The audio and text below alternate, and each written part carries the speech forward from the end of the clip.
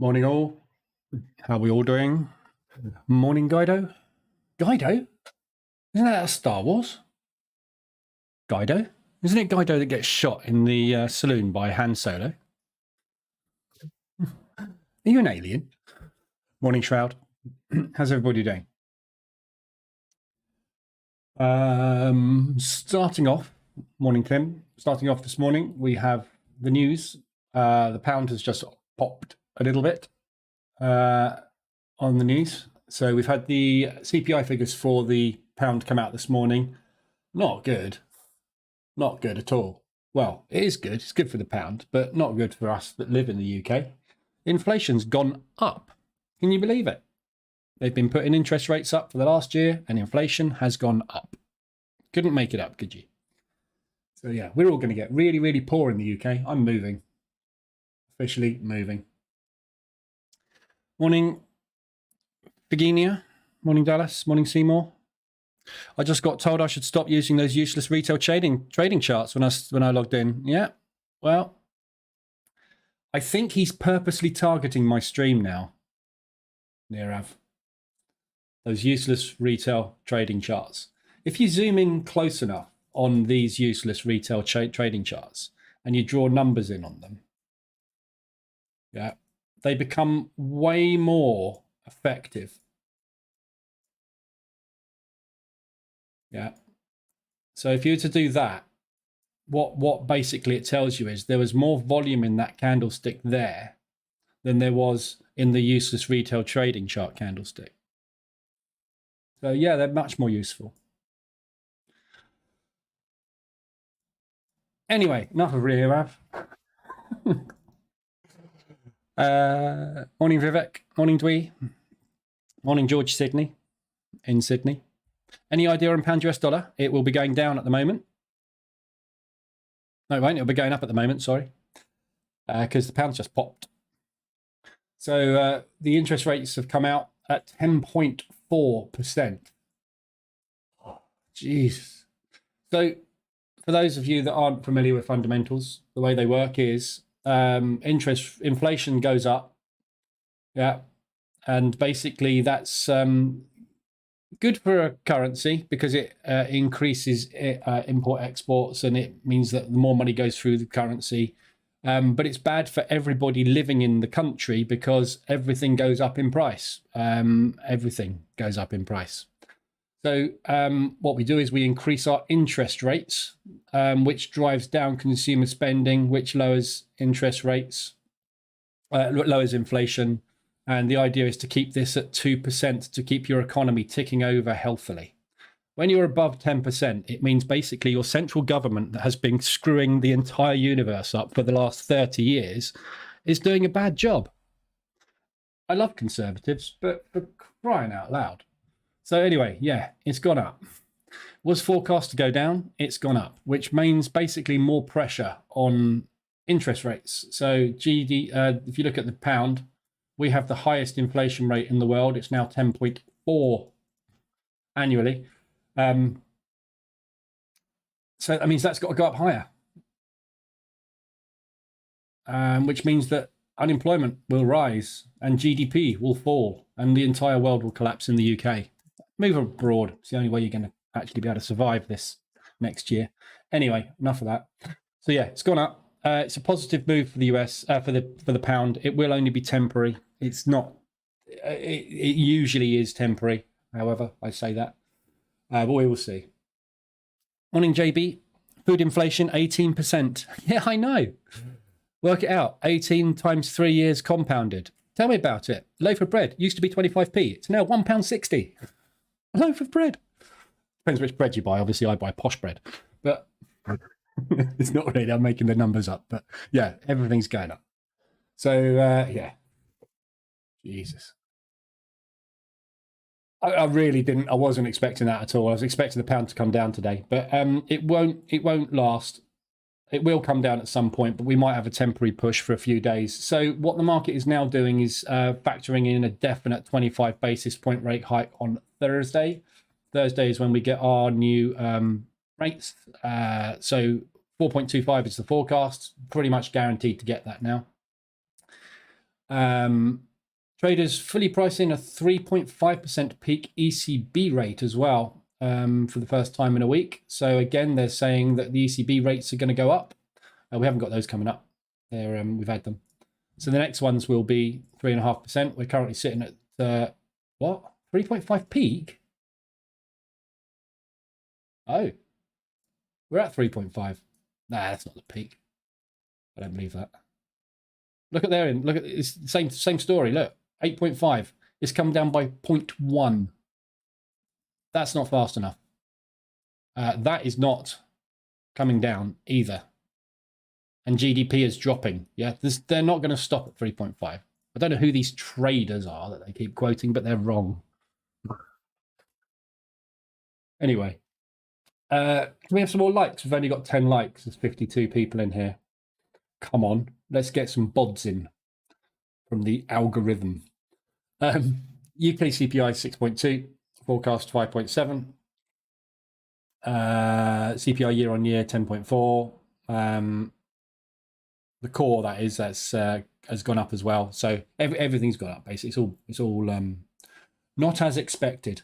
So for the pounds today, we're probably going to get a little bit of strength in the pound today, possibly for a few days. What will happen is when we get the new rates coming out on Thursday, the monetary policy summary will be adjusted now to take into account the new inflation figures. It's tomorrow, obviously. Not. I keep saying Thursday. I keep thinking on Tuesday. And then obviously we'll have probably a new forecast come in for the pound, which I suspect will be 4.5.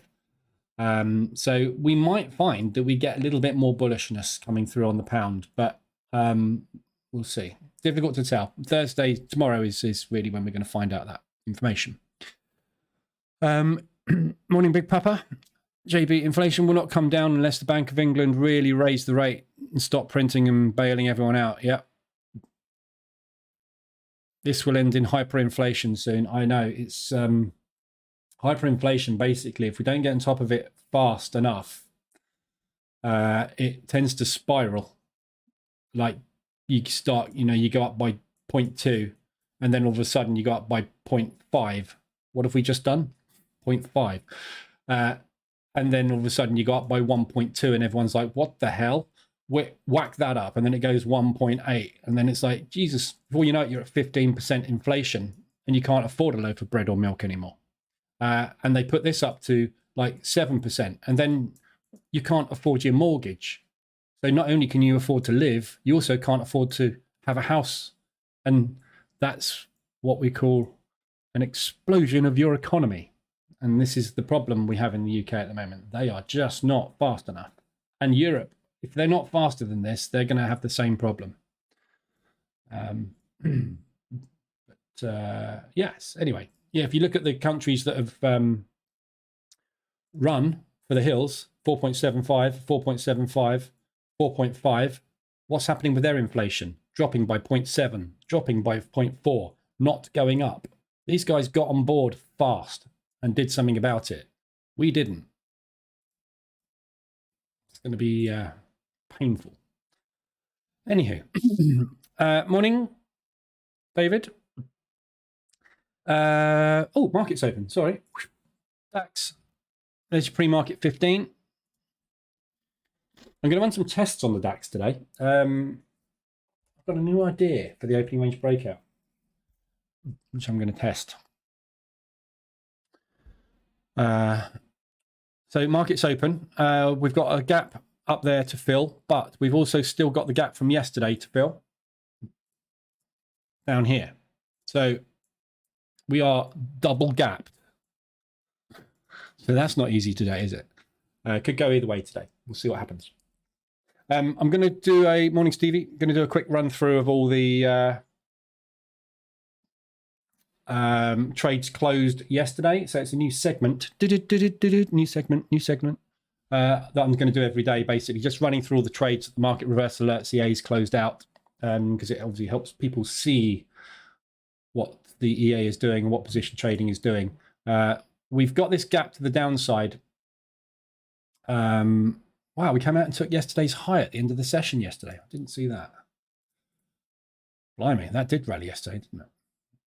So on the DAX, obviously, if we have a look at it on the hourly, you can see what we're up against today. We've got target up, gap upside, gap downside, and we're at resistance. So this is where we came down yesterday. What I was expecting yesterday was a push further down towards the end of the New York session. What we actually got was a rally at the end of the New York session, but straight back up into resistance again. Got this propulsion gap holding price down at the moment. So I would fully expect a downside movement on the DAX today to come and get this gap fill done, which gives them then the option to either run for the lows or come back up and get that other gap completed as well. So tricky situation. I would suggest we're going to stay range bound for a few days on the DAX. News-wise today, we've got Lagarde speaking at 8:45. So there is a possibility that we might sit for a little bit for 45 minutes waiting for Lagarde. So be aware of a possible choppy open. And then this evening, it's the biggie, FOMC. We've got the Fed fund rates coming out. Fully expect a 5%. Highly unlikely we won't get a 5% this evening. And then the press conference at 6:30. That's where it really kicks off, because that's when the forward guidance will be clarified, whether or not this is terminal rate. And today, I get the feeling we might see them say 5 is where we are going to hold for the next couple of months. So they're going to try and, I think, stick this 5% terminal rate, meaning obviously not going higher than 5%. There is a possibility of another 0.25% increase. But again, it will depend on what happens with the upcoming inflation figures. They're going the right way at the moment. Unemployment has gone up slightly, which is what you would expect from high interest rates. High interest rates cause high unemployment, but drive down inflation. So that is kind of expected. So, but their balancing act is all working pretty well in the US, I have to say. So wicked out the low on the pre-market 15. We've got 1 minute left on the 5-minute range. It's a little bit lackluster this morning, so I'd be very careful with this morning. I get the feeling we might sit around a little bit this morning, waiting for Lagarde, but we'll see what happens. So upside targets on the DAX today, I suspect probably just gap fill and retest those highs. Looks like there's a lot more downside on it today, so I'd be much more interested in shorts. This low here, which is that, if that breaks, there's nothing really to stop us until gap fill. So if we do break out the downside today and we hold and break that level, I suspect we're going to run for the hills and go for the downside gap fill. So straight down today. Yesterday's low would be your sort of initial target, where you'll probably find limit orders trigger, but then it'll probably slam through those and get that fill done. So we'll see if we can get a breakout the lows. Right. Just going to quickly run through yesterday's trades. So this is the H1M5 account. So yesterday,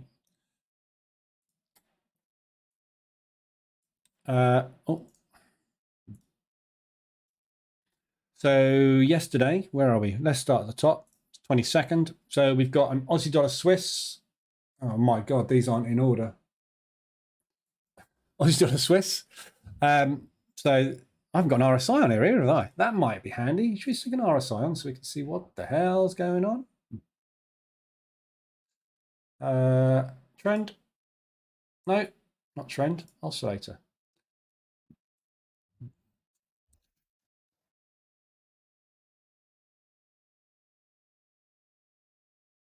There we go. So RSI extension to the downside.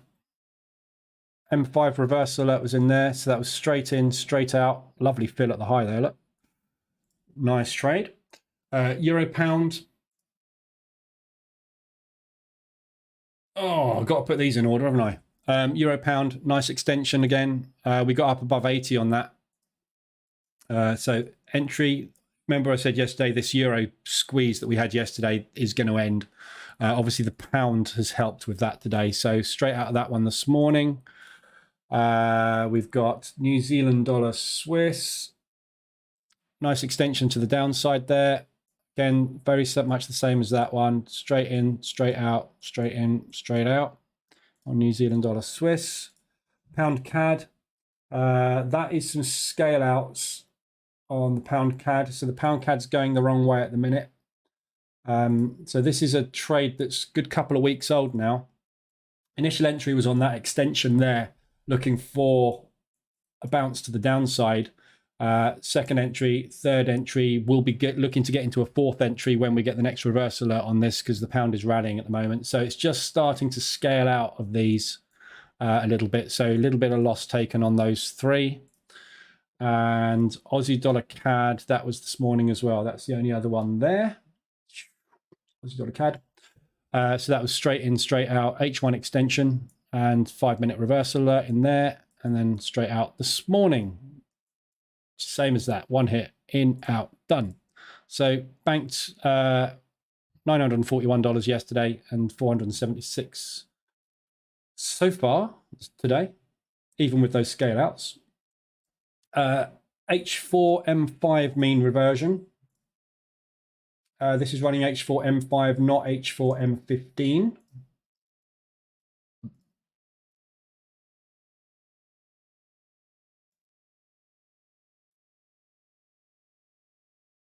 Oh, blue on this one. So what have we closed out here? There's only 2 trades closed out here. We got Euro odd and Euro New Zealand. So Euro odd. Hello, Euro odd. There we go. So Euro odd, you can't really see it very well, but that was a sell. So again, all this Euro pushes yesterday. Remember, we got massive extensions above 80. Straight in, straight out on the Euro odd. Very nice quick trade there. And Euro New Zealand. Same trade basically. Euro odd, Euro New Zealand is pretty much the same pair. So very much the same trade. Straight in, straight out. RSI extension to the upside. 5-minute reverse alert. Out. Sorry, this is H4, isn't it? Wrong time frame. Yeah, H4. RSI extension. And then out on an M5 entry. Nice and easy. That one banked 620 yesterday. Oh, sorry, I'm looking at the 22nd trades, aren't I? 21st trades we should be looking at as well, shouldn't we? Should we be looking at these ones? Should we look at those ones? So yeah, pound Swiss yesterday. That was 2 entries on the pound Swiss. So 2 trades there. So there's your 4-hour RSI extension. Started there. First entry, pushed up further. Second entry, out. Yesterday, probably see it easier. And 5. There we go. So first entry there, second entry there, exit there. What else did we close out yesterday? New Zealand dollar Swiss was the only other one yesterday. Which is that one. 4-hour RSI extension to the upside. There. Entry taken at the end of the session yesterday. M5 reversal alert. Straight in, out 2 days. 2-day hold that one was. Well, 1 and a bit. So there you go. That's that one. And then ADR reversals. ADR reversals made a loss yesterday, mainly because we had to scale out of a load of Euro New Zealand. So, was it Euro? Yeah, it was. Where are we? 20. All these 20 seconds. Back to grand this morning already. Look. Go through those later. 21st. Let's start from there. Was it Euro New Zealand? Euro Swiss. No, there was something we scaled out of yesterday. Oh, it's the pounds, wasn't it, again?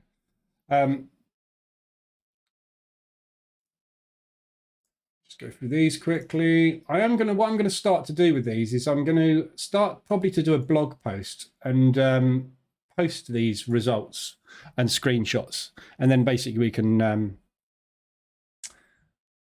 you'll be able to go through them at your leisure. But I just wanted to cover them in the live room as well, just so that people can see the position trades actually playing out. Oh, slate blue, nice. So with this one, this is ADR reversals basically. So Aussie dollar CAD, I'm going to have to put these in order at some point. Aussie dollar CAD. So there's your ADR push up, strong push there. ADR reversal short. This is the one that closed out yesterday. ADR hit to the downside.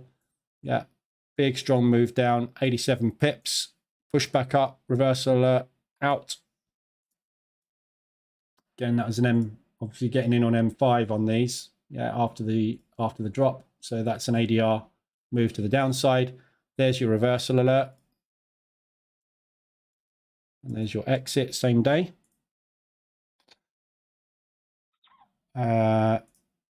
Euro Swiss.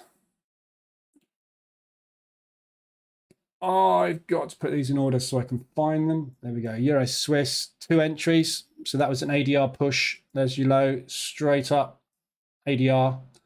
First entry, pushed up. Second day, second entry, out. CAD Swiss. Another CAD, another Swiss move. CAD Swiss, where the hell are you, CAD Swiss? There. So bullish move there from yesterday. So we had 2 entries on that one. We had an ADR hit to the upside, which was shorted and out. And then we had an ADR hit to the downside, which was longed and out. That was exited today, though. Yeah, sorry. So that was yesterday's trade I was showing you there. There's another one to look at. Euro New Zealand was the one that was scaled out, and the pound New Zealand and the pound, pound Swiss was there's loads of these, isn't there? I'll tell you what, I'm not going to go through all of these, but I just wanted to show you the scale outs. Pound New Zealand. Where are we? Pound New Zealand. So don't want to show you all the, look how amazing this is, because there are negative points as well. Yeah, so pound New Zealand. Yeah, there's 3 positions on this short now. So this is your ADR hit to the upside. Since we got that ADR push, we haven't looked back. So the ADR reversal, this is a failed ADR reversal, basically. So we're having to scale out of this. So there's that entry scaled out there, that entry scaled out there. This entry is still fine. Average on the positions is somewhere around there. So it's fairly easy to get to these. Let me just stick the break-even indicator on. Be handy that we can see the break-even line as well. So there's your exit, look. So literally a couple of down candles and we're done on it. So it's not the end of the world, but there's that's why the loss was there. New Zealand CAD, Euro New Zealand, Pound New Zealand, and another Pound New Zealand. So there's multiple scale outs there that we had to take yesterday, which is why we ended up with a down day yesterday. Don't often get them, but every now and again you get a push, which gets you out in a negative. So there's all those trades. I'm going to try and do that on a regular basis, just go through them. But as I say, I want to get a blog post also started so that I can get these out on socials as well, so that everyone can just see the trades playing out, good, bad, ugly, winners, losers, etc., etc. Let me just quickly stick the AME break even on there just so that I remember. Okay, so that's all set up for tomorrow. Just finished the test. Let me just quickly check my test results. 56 grand. Oh, there's a lot of drawdown. A lot of drawdown. 18 grand off of 7. 17 grand off of 7. I'm just trying to put together a set file for prop. Nah, that doesn't work. All right. Dax, blimey, Dax. What the hell was that? Yeah, so this is very whippy this morning. Be very, very careful. Thanks for the follow, Mega Super. Evening, all. It's a crisp 6 p.m. here in Australia. You sound like a radio DJ, Tom. Or rather, I sound like a radio DJ. You're just saying words. Lars, hi. CAD Swiss today. So look. So Dax basically break out there's your 5-minute opening range. So the pre-market broke out the highs and the lows today. There's your 5-minute opening range. So you've had a run out the highs and rejection. So you're sitting back inside the 5-minute opening range. Are we going to do that? That's the question. It would make real sense to come up and quickly do that and then run for the hills, wouldn't it? But we'll see. CAD Swiss. So CAD Swiss at the moment, you've just come out of an RSI extension. So the entry was yesterday here. You can see there's the buy. The entry was there yesterday. So long up into this propulsion gap, which it's already tested at the moment. So from a fundamental perspective, the CAD Swiss is a sell, big sell at the minute. Mainly because you've got retail crowd all long on this at the moment. So you'd be looking to get in short because retail is longing it. The fundamentals are negative on CAD Swiss as well. However, obviously, after a dump like this, if you look at the CPI figures, yeah, so CPI was negative yesterday on the CAD. Obviously, that has a negative effect, but that doesn't mean that we're not going to get a pullback on this move. So I've got an initial entry on there. If it pushes back down, it will pull back somewhere into these levels. Yeah, no idea where. We got that propulsion gap to the downside, which has also actually been tested. So all these propulsion gaps actually locally have been tested. Look, that downside's been tested. The upside's now been tested too. So this could well come down. Not really anywhere to the downside that is particularly interesting. Probably that level. That level-ish. There's lots of support resistance down here. So next bounce, basically, second entry and out. But don't know. I would say what you will find now on this one is probably a continuation leg to the downside now that we've had that Canadian dollar CPI figure out. But don't know. The question you have asked, Lars, is impossible to answer because you've asked CAD Swiss today. Hang on, let me get my crystal ball. Oh, that's another one we need to do, isn't it? That's another one I've just remembered. I'm going to do it. Everybody knows if you're in here regularly what I'm going to do. I'm going to Discord, which can only mean one thing.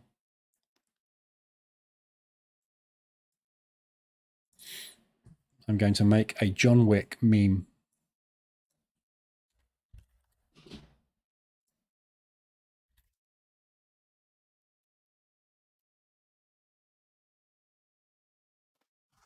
Okay. This will be exciting.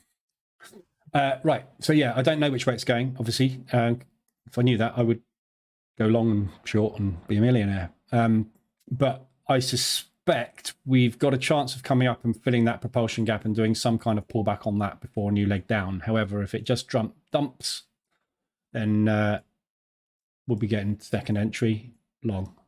But I can't pick a support resistance area in here. Somewhere in there. Somewhere within 1.5, 2 ADR is really all I can see on that. There's nothing concrete there that you really would look at it and go, yeah, going to bounce from there, definitely, sort of thing. So let me just find what I've asked for. There it is. Oh, now that's pretty damn good. I'm happy with this one, guys. Okay. I might use this next time someone asks me for analysis on gold as well. So obviously, as you know, whenever we see lots of wick action, we get Mr. Wick out. We now have a new version of Mr. Wick.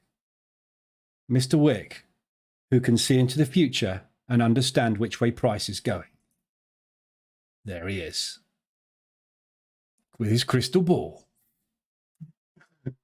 So the answer to that question is I don't know. Going to see John Wick 4 tomorrow. Oh, you git. I really want to see that. I've got such a busy weekend. I'm not going to. I don't think I'm going to get a chance. Which of those do we think is the best? Pick a number. Which one? Which is the best John Wick? Looking in a crystal ball. Which one should we use? Because for some reason, my viewership is dropping. It's a trading channel. Why are you talking about John Wick? There is a link, obviously. Wicks. Number 4, number 1, number 2, number 3, number 1, number 2, number 4. Well, that's a mixed opinion, isn't it? Number 2, number 1. Well, I can't really make a decision on that. I think there's more 4s in there. No, might not. No, I don't know. More 2s. I don't know. Those are my favourites, actually, 2 and 4. So I think we'll probably just keep it as it is, shall we? No one in here can make their mind up, so let's use them all. Yeah, go and put your Crocs on. Right, let's do some analysis on stuff. Dax has just taken out the lows of the 5 minutes, so high 5 minute high and low. It looks like this morning we are waiting for Lagarde for some reason. I mean, everything she's said over the last few days is said, so I'm not quite sure why it would be waiting, but market has no direction. Number one, I'm not sure about that. Combine all to make a supervision. You can't do that. You can't combine them all together. You can do variations.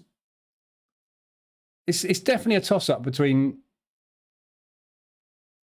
4 and 2, I think. I'm going to do a variation on... Oh, it's tricky. Number 2, yeah, I'm going to do a variation on number 2 and see what it comes up with. Right, so ADRs today. The DAX is not doing anything, so we'll come back and look at that. Chris, number 7. There's always one, isn't there? There's always one. Number 7. Variation on 2.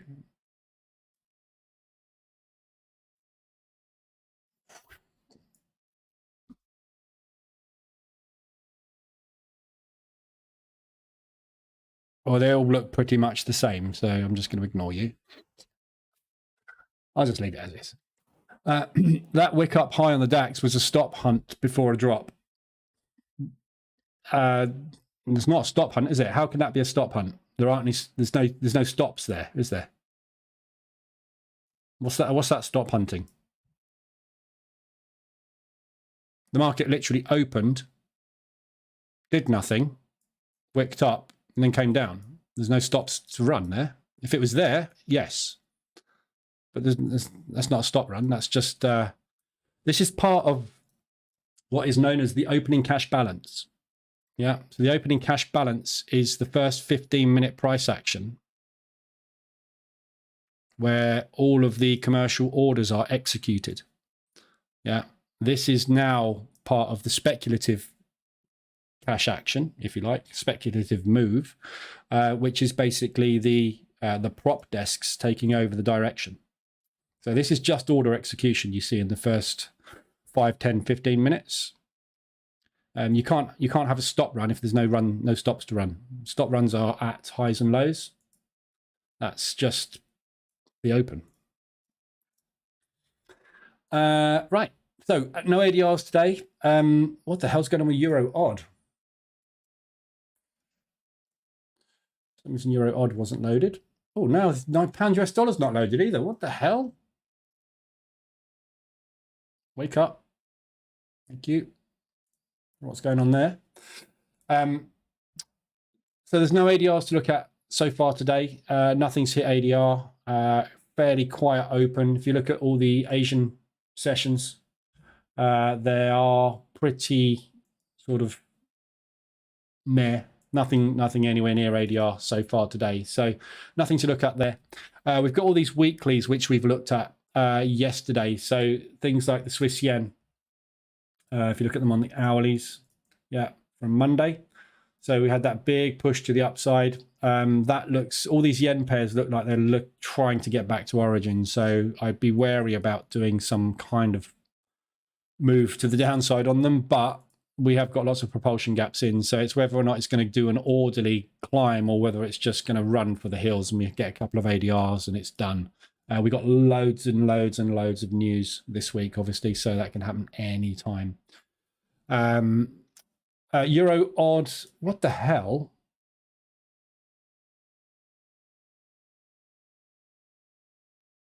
Why is that reset to 0? Okay. When I go off air, I'm going to completely scrap this MT4 and start a new one. There's a massive data issue with this MT4. I don't know why, but it's got some kind of problem. So I'm going to reinstall it. Euro odd. That will suddenly come back to life in a minute.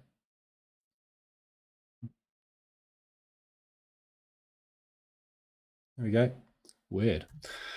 Euro odd. So there's your Monday move. Monday, Tuesday, and there's your pullback straight into propulsion. Yeah, lovely propulsion gap pullback there. So if you took that one yesterday, that one panned out lovely. I said yesterday, didn't I? I mean, all these euros yesterday was like, these are coming down fast, and they have. So euro yen, again, another run for the hills. So be careful. That's within an ADR now. That gap fill back to origin. So there is every chance that that might move up there today if we get a weak yen. If not, FOMC, they could well rally that up there in FOMC. Euro New Zealand, yeah, nice pullback on that one. I've got shorts on that. It's pretty much back to break even. I've got 2 positions on that one at the moment. There's your pullback into propulsion. We've got a propulsion gap there and a propulsion gap there also to get filled at some point as well. So that's a nice looking short. We've got pound New Zealand. Huge strong push on that one. That one I've got 3 positions on because it's an old ADR. An old H1M5 trade from a few weeks ago, which has just been going sideways.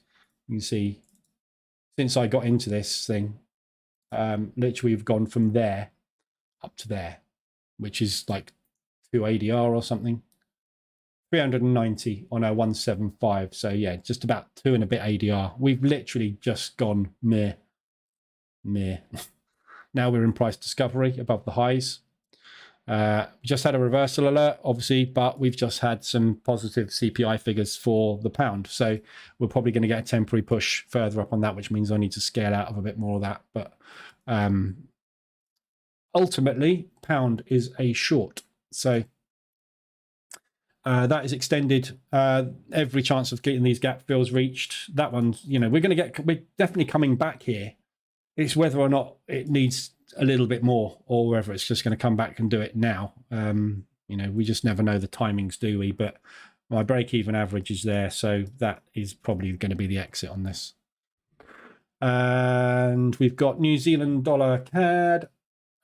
So big, strong push to the downside. That one's already played out. I'm in a buy on that one. If you took that one, I think my buy was, where the hell was that then?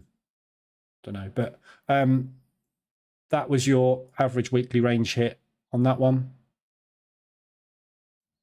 So your entry was yesterday, and you're up into propulsion now. It's tricky, that one. That has been tested twice, so possibility that is maybe out of action, so it may not get back up there. We might find some reactions out of here. That's roughly a 50% fib retracement, so we might find some selling pressure starting to come in there. Thanks for the follow, Close Meter. Welcome aboard. And the other one we got is New Zealand dollar Swiss. I'm out of that one already. There we go. So push down, big ADR hit yesterday, 5-minute entry, out. A little bit further to go on this one, up into that propulsion gap. And it is a bull run at the moment. So Swiss franc is powering up a little bit now because of the Credit Suisse issue being sorted. Sorry, I didn't go through the news, did I? There was another comment that came out here. There we go. Oh, that's good. Perfect. Look at that. This comment came out this morning from S&P.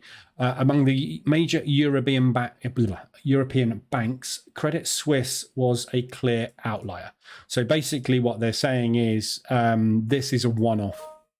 Yeah, from the European banks. So what that's done is it's given clear guidance that they are not expecting any more banks, European banks anyway, that includes the UK, to have any problems.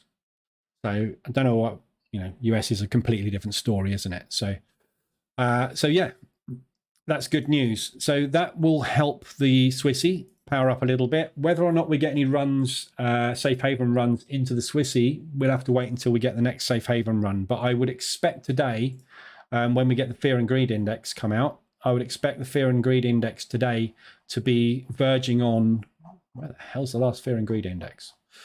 I would expect it to be verging on neutral after that news. So I think the market is going to relax a little bit. So that's why I say with all of these yen pairs, there's a possibility of yen weakness coming in and getting all these gap fills on the yen completed moving forward, and especially euro yen, because it's so close. So that's the overnight news. That's the weeklies and ADRs. RSIs at the moment, we've got a flat board basically, so there's nothing really to look at here. Euro CAD is the only RSI extension that we've got at the moment, which is a 4 hour, which is still extended. I'm already in short on this one, so looking for basically a pushback down into that propulsion gap. We're up at these highs.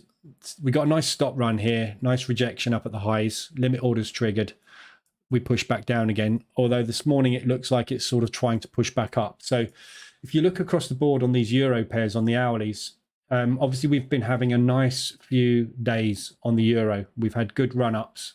These could well continue, but at the moment I think we need to get FOMC out of the way, and then we'll find out what's going on with everything, whether or not we're going to start pulling money out of the US dollar. So if they come out this evening and say, right, we're at 5.5%, the 5.25 increase doesn't look like it's going to be necessary. This is terminal rate. We'll see the market start to weaken on the US dollar, which means that they will strengthen onto other currencies, and other currencies that are forecasting rate increases will be more attractive. So things like the euro, they will start to get into a little bit more long term. Potentially the yen, because the yen, we've got some forecast for positive interest rate rises for the first time in years. So they are saying that they see themselves going up to a 0.5 at some point, but they haven't given any forward guidance, which they never ever do. So there might be some movement on the euro and a little bit more bullishness coming through on that, but we need to wait for FOMC to get out of the way to see what's going to happen. The other thing we need to wait for is the Swiss franc increase, which is going to be tomorrow. That's 1.5%. The Swissies have this sort of surprise type thing they pull on us on a regular basis. Especially that one. That was a massive surprise. A 0.5% increase when they weren't forecasting it after being stable at negatives for a long time. So we're forecasting a 1.5. Assuming we get that, that will strengthen the Swissy. It will strengthen the euro. So we've got that coming as well. So there's a lot of strength potentially coming through on the euros. So although this euro CAD is extended to the upside on the 4 hour, if you look at it where we're potentially going, we're out above this high. We're not up there yet. We are at the moment potentially rejecting this high, aren't we? But if we do break that high, you've got a clear run ahead of you all the way up into this area here. Yeah, so this is this level here where we basically broke through it, tested it, rejected it. This is our first retest. So once we're out of this high, there's nothing basically but clear air all the way up to 1.5, which is, it's basically it's 1.501-ish. But if you make that a 1.5, yeah, is there. And then that high is 1.51. So that whole area there, you've got, you know, it's a 200 ADR move, 250 ADR move to the upside. So you need to watch this today. If you're going to try and mean revert this one, I'm on it short already. But if you're going to get into this, just be aware of what you've got ahead of you.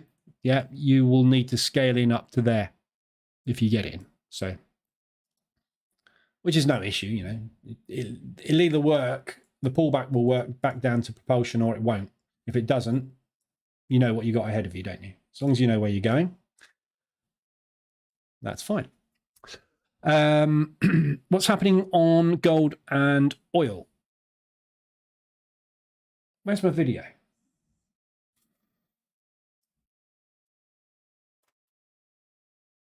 So I got a video about gold.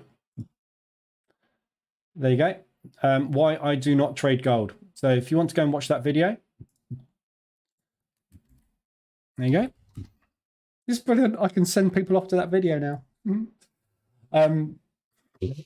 Sorry, I'm such a child. I don't trade gold. I'll look at it. I don't trade it. And that video will tell you why I don't trade gold.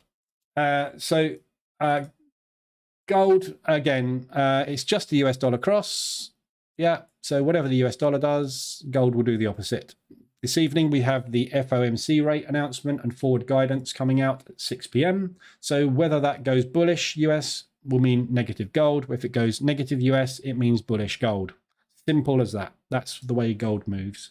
It's also a safe haven currency. So we've had a rally into it because of the scare in the bank. Scare in the bank is over. So if we get bullish US dollar today, we're going to come back down to this propulsion gap, possibly 250 ADR move to the downside. So I would be shorting it. And if it pops back up into that propulsion, short it out of that propulsion. However, all the support and resistance junkies are probably longing it now, which is why we've hit that resistance. They will then go long, put their stops under there, and the market will come back down and grab them later this afternoon. There we go. Oil, unknown brother. I'm only joking, unknown brother, by the way. I'm not having a dig at you. It's just the only thing I don't trade. And it's like everybody in the world seems to trade it. And everybody that trades gold loses. There's very few people that make money permanently trading gold. And yet everybody wants to trade it. And it's, it's this shiny thing that everybody loves, but no one ever makes any money out of it. They have really good trades and everyone goes, hey, look how much money I made on gold. And then they go, oh, I lost 24 times before I got that one trade that looks really good. It's just, that's why I don't trade it. Go and look at your P&L over the last 6 months of every gold trade you've taken. It's negative. Oil. Unless you are a very, very, very special gold trader, in which case then you're not in this stream anyway because you're profitable. So, But if you're asking about gold in here, you're not profitable. So go and watch that video, explain why you don't trade it. Oil. So oil, we've got the break, which is fantastic. So this 4-hour level, this daily level from back here, that we identified that wick, and then there's another wick further back. There's lots of wicks. There's lots of touches, basically. This level here, is a very, very strong support stroke resistance in the past. We hit it, we pushed through it, and we've bounced at it. So we got a lovely bounce, rejection, rejection. And now we've put that move into the upside. So this is a beautiful 3-bar reversal. Push down, rejection, push up. Typical bull reversal pattern. Down, rejection, up. So we're going up, but this is the area on oil that I'm looking for. So this wick here, which is the most recent rejection at this level, somewhere up there. So 100 ADR to 125 ADR today. If it rallies today, that's where I would expect us to get to, which is around about $72, $73 a barrel as an interim target. If you go down to the lower time frames, this got to go out a bit now, haven't I, to get back to that 4-hour level.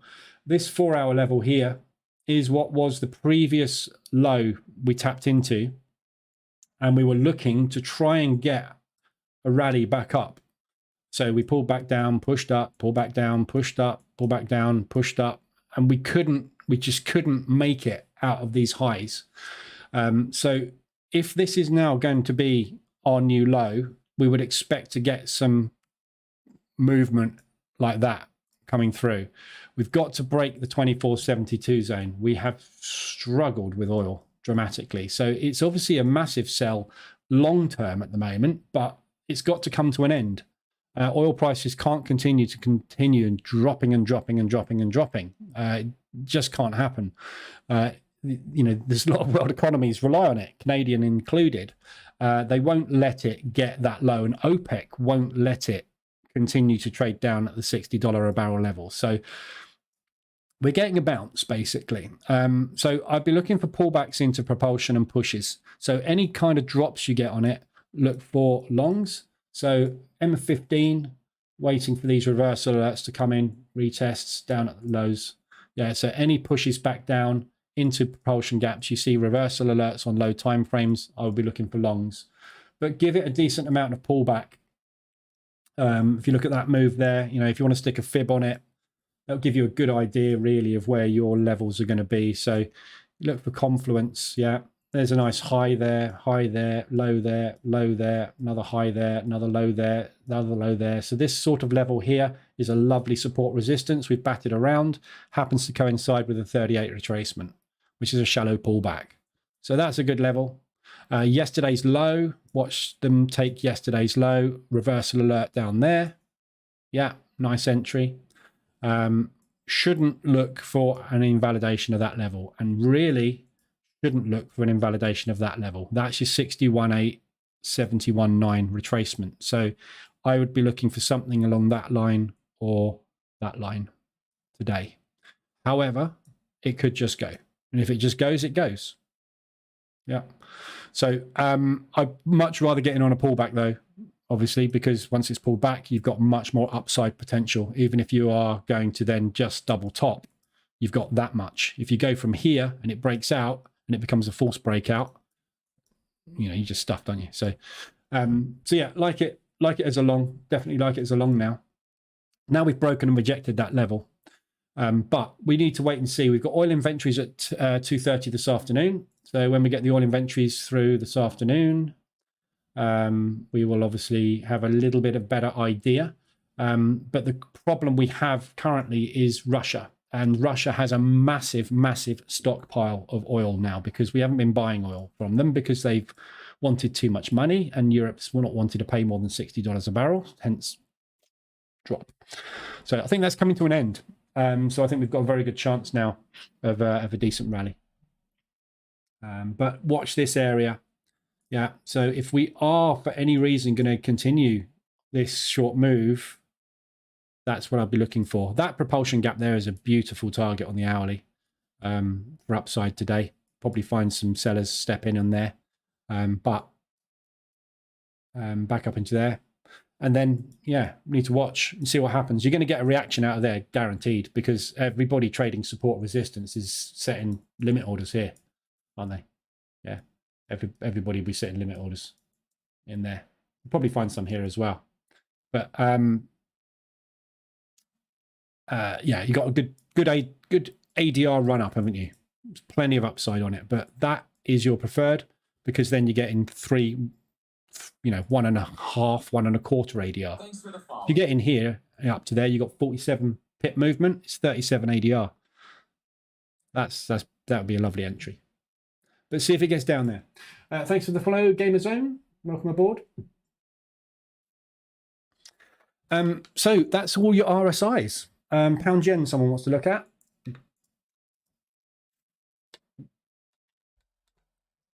So pound yen.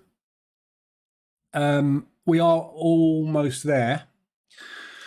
So this is your origin of the Credit Suisse dump into the yen.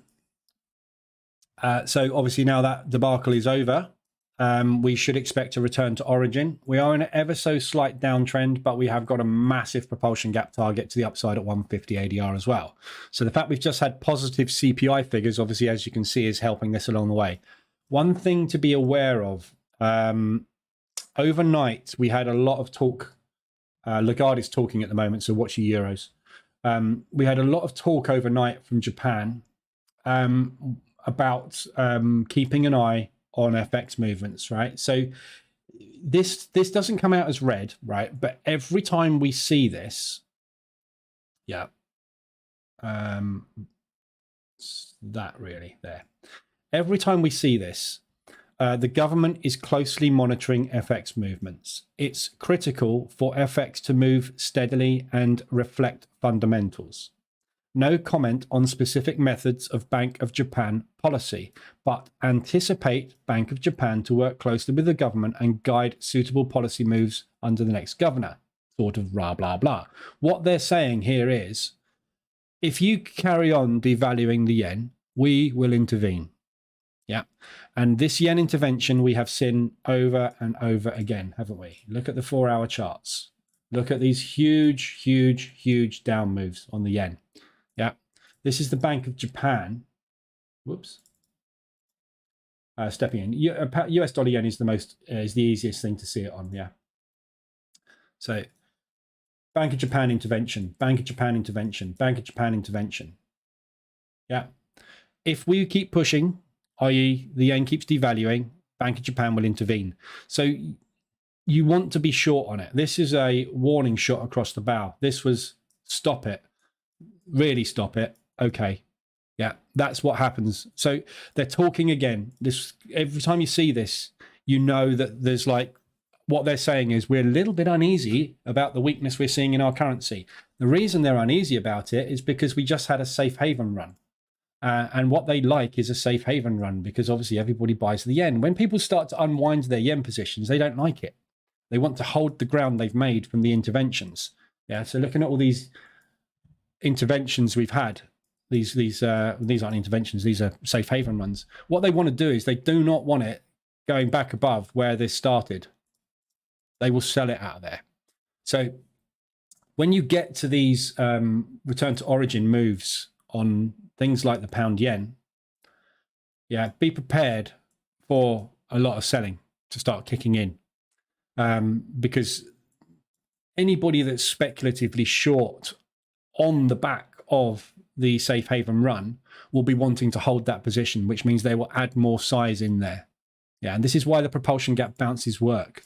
This is the banks moving the money up, pulls back into the bank move. They add into the position. Why? Because they haven't hit where they want to get out of the position yet. So they stop price and move it back up in the way they want to go. Yeah. Bang. Yeah. This is adds. This is the banks adding to their positions. Yeah. So just be aware. When you get up here, you're going to be extended on RSI on the hourly. You're going to almost be up at ADR. There's a high probability of a pullback on it. And then what you'll find is you'll wake up one morning and the Bank of Japan will have intervened and the thing will just gone vroom. However, that only happens, it's rare. It happens every month or few months or something. You get a rally where the Bank of Japan just buy up loads of yen and all of a sudden, boom, it pops. So, I saw that overnight. You have to really. I do this every morning. I religiously go through and look for yen statements, because it always happens before they do it.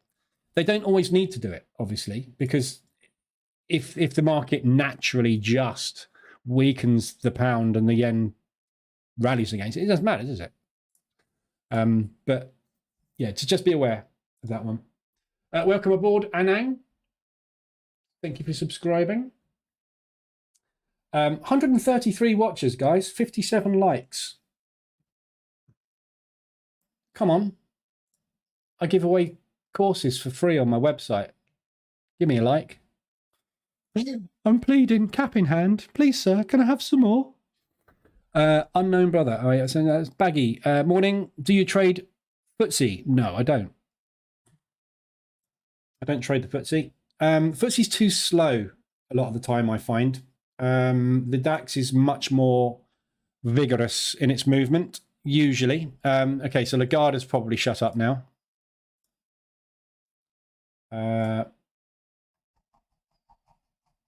Oh, no, she's still going. 8:49. Yes, no, she is still going. Thanks for the follow. We do not see clear evidence that underlying inflation is trending downwards. Bullish euro. We are neither committed to raise further, nor are we finished with rate hikes. Bullish. They're not committed to raise further, but we're not finished hiking rates. So I'd say bullish. Bullish. So yeah, I don't trade the FTSE myself, no. But you'll find the FTSE doing very similar things a lot of the time to the DAX. And the DAX, I find much more volatile, and the FTSE has a lot more weak opens. When you get a weak open, it's obviously not very easy to trade. So, and also the tick value on it, it's got a very low ADR compared to everything else. So, morning, Durpin. Yarp. Thanks for the follow, Seisman. And Fadil, welcome aboard.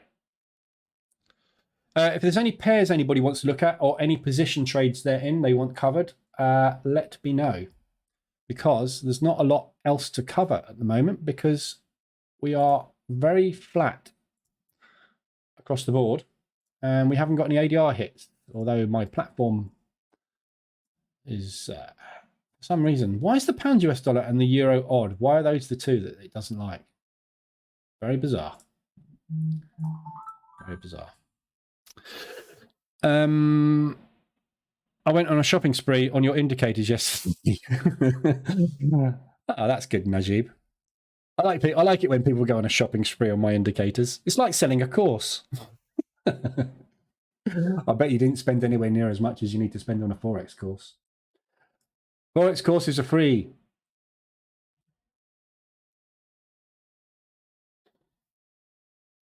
Pound CAD will rise further, Felix. Yeah, should go up more today. So I'm not anticipating the pound going into a very, very strong rally. So the thing you've got to understand with the CAD is it is linked to the US dollar. They are very, very close trade partners. So what you will find is when you get a rally or a dump on the US, you will get a rally and a dump on the CAD at the same time. So what we've got this evening, obviously, is FOMC and the Fed fund rate. So when the fund rate comes out as expected, we're likely to get a bullish movement on the US. If the press conference comes out as bullish, if they're hawkish in their statements, then there's a good chance we'll get a rally on the US and a pop 150, 200 ADR move to the upside, which will drive the CAD, which means that will drive down. So regardless of what strength, but by the time the FOMC statement comes out, the London market is shut. So any driving that is being done by London will be done. You'll find that if we get an ADR hit today, we'll be flopping around here probably. If we get a strong FOMC, the CAD's going to come down. My average is miles away on this. This is a terrible position. I might start doing some aggressive DD control on this one. Not really in a lot of problems at the moment. We're on 1.6%, so it's not actually worrisome, but it's one of those very slow. You get these slow grinds every now and again, where it just just does within ADR moves for days and days and days, and you just find you never get a profit take on it. So I want to try and get the average up on this, so I might intervene with this one. I might do some intervention of my own, a bit like the Bank of Japan. If the pound CAD rises, I might intervene. That's a really good name for it. I shouldn't have called it aggressive drawdown control in the course, should I? I should have called it intervention. Much better name. Yeah, man. Pound, US 30 and NAS. Don't trade those until this afternoon. There's no point in trading the US 30 or the NAS today.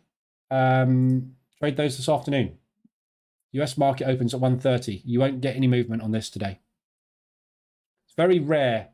This was actually, this is a rare move for a US index in the London session because the market's shut. So this is the Globex session. This is auto trading. So you don't tend to find there's an awful lot of movement in it, but we did yesterday.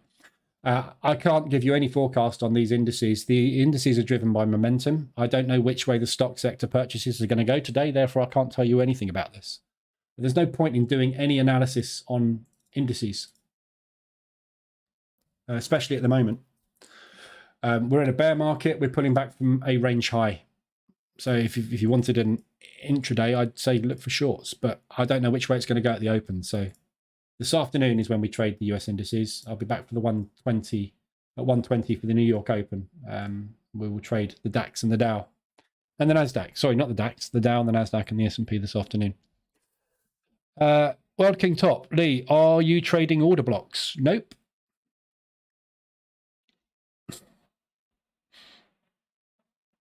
That's a copyright terminology of ICT. He doesn't like people using that word. I trade market structure. I don't know what an order block is. I have done the course. It's similar, I think, to an order block. Basically, all I'm doing is taking the last down candle before a high is made, and when we break down below that, market structure shifts to the downside. If that is what is technically termed as an order block, I guess I am. But I don't think that is an order block. Order blocks are much more complicated. The reason I don't trade ICT is because it's super overcomplicated. So there's a thousand things to learn, and it's really simple. You buy it when it's low, you sell it when it's high, you don't use a stop, and you milk the market for money every day. So I don't know if I do or not. You can tell me that because you're obviously an ICT trader, aren't you, World King? So you can tell me if my indicator is order blocks. I don't know. I should look into it. But to be honest, I don't want to pay for a course that is drip fed to you over 12 months for me to get to the bit about order blocks. I kind of know there's a lot of YouTube stuff for free, but I can't watch it. It bores me to death. Just me. I can't watch hugely complex trading courses like that. Just does my sleepy head in. But you tell me, Derp, Yarp. I am in EN and EA short since yesterday. So EA, I am in short as well at the moment. So yeah, that's a nice H1 RSI extension above 80. So we've got a very nice extension there and a nice pullback. I didn't get an exit on it. And we've tapped into that propulsion gap. We've got this propulsion gap down here, but it's not a great one because it didn't break that high. Yeah. So there is a good chance that we're going to come back down and tap that. So what we're doing at the moment is we're profit taking this down move. So we're either going to get structure shift back down to the downside, or we're going to get a continuation on the rally. We didn't manage to get out of that high or test that high. So there's every opportunity that we're going to come up and test that high as well. But I don't know. I'm still short on that one. And Euro New Zealand, if you took that one, it's the same trade basically, pretty much. I was already in Euro New Zealand from a previous entry, which is not... oh no, sorry, I wasn't in a previous entry. That was one yesterday. Yeah, so that was yesterday's entry. That was the first reverse alert yesterday. And second entry I took yesterday as well, because we got, yeah, yesterday was the multi-ADR day, wasn't it? So, but again, came into break even on that. Same story, isn't it? Propulsion gap there. And we've got this whacking great propulsion gap to target to the downside, but they're buying out of this. Yeah, this is a really good example of propulsion gaps and what I mean about when the banks are buying and adding to their orders. So accumulation, break, pull back, add, push, accumulation, break. Haven't tested that yet. We're coming back down there. Push, add. This is why it pushes out of these propulsion gaps, because the banks are long. I say the banks, institutions, people that are long on this position are long. However, it doesn't mean that there's more people wanting to sell the thing and they will get run over. If they get run over, they will make a loss and we come back down again. More the institutions than the banks, obviously, but that's where I would say we're coming to. And then, yeah, I much prefer Euro long, but as you know from the buyer scorecard, yeah, there is nothing at the moment that is a massive buy or sell. The only thing that's affecting the buy or sell signals at the moment on the buyer scorecard is retail. Yeah, when these things go positive, that's when we get the pushes and negatives down here. Not positives, negatives down here. That's when we're getting the sell signals. So when retail flips the wrong way, which happens intraday, obviously, sometimes, these are just all going back to range bound. So at the moment, there's very little I would say I wouldn't want to take both directional trades on. Because at the moment, I think the market is just going up, down, up, down, up, down. So you can pretty much take any entry you like on an RSI extension with a reversal alert, and you should be pretty safe. GM, I started the course today. Cool. Thanks for the follow. Taliso, welcome aboard. Euro US dollar. So short on that at the moment, anticipating a pushback down into this propulsion gap at ADR. So that's the play on this at the moment. They've done the propulsion gap fill. Again, this is the run into the US dollar, all undone and rallied. So strength in the euro at the moment. We'll find out this afternoon. So any trades you take on this at the moment, you are at the mercy of FOMC. So I'm short at the moment. I'm hoping for US dollar strength in FOMC. If not, I'll get in again and wait for the pullback. Thanks for the follow. Thanks for the follow. Oh, that's a difficult one. Can't say that one at all. Kyonyang.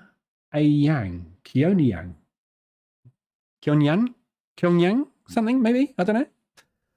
Thanks for the follow. Anyway, sorry if I pronounced your name wrong.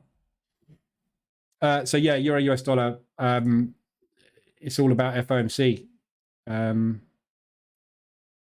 Lagarde has stopped speaking.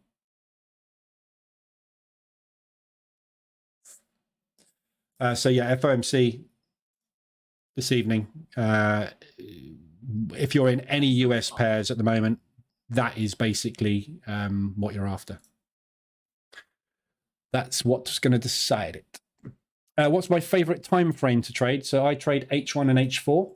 Thanks for the follow. Thanks for the follow, everybody. Wow, busy today. Endra, Carlin, Mac Deezer, welcome aboard.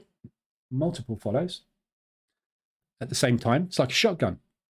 No, machine gun. Machine gun. Oh, here we go. Who's that? Oh, that was Endra. Sorry. Yeah. Everybody subscribed at the same time then. There's another one coming. H1, H4, the time frames that I trade, and I enter on M5 or M15, mainly M5.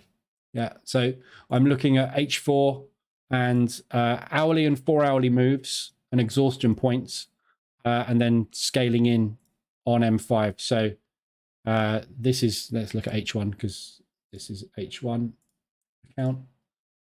So push up, enter short. Yeah, push up, enter short, push down, enter long, push up, enter short. That one didn't work out, scaled out, exit, push down, enter long, push up. I am currently short, waiting for the pullback into propulsion. Yeah, so the market moves from propulsion Thanks for the follow. to propulsion. Yeah, so when we get extensions, i.e. the banks have moved very far, they will need to profit take on that move. They will tend to profit take back down into an area where potentially it will either add to the position or a reversal will occur. So we'll either get a market structure continuation or we'll get a market reversal. So I get in on bank exhaustion and revert back to the mean reversion. It's all covered in the course, Position Trading Bootcamp on the website. It's all free. Go and watch it. There's lots of links coming in the chat all the time with all my strategies, links to everything on the website. Yeah, so you go and watch the Position Trading Bootcamp. It's call it 5 days, but it's 10 hours. So you can, you don't have to do it over 5 days, but you'll find me boring as hell probably. So you might have to take 5 days. What's with your routine drawdown control? Do you just let the EA get on with it, or do you take some off only after a pullback? So I've I'm much more about the EA now. So the EA is doing all of this drawdown control for me. Yeah. So that exit there was done by the EA.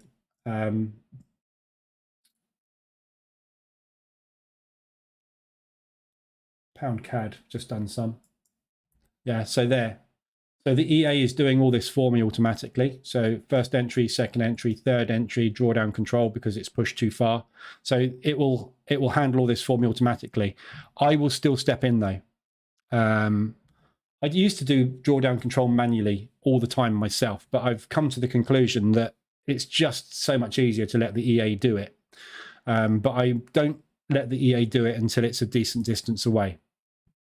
So I will still step in and do aggressive drawdown control on this. I mean, there's lovely targets to the downside. So this is coming down. It's just obviously we've had CPI figures pushing it this morning. So, but yeah, I will still do aggressive drawdown control myself. But I'm letting the EA do all the normal day-to-day stuff.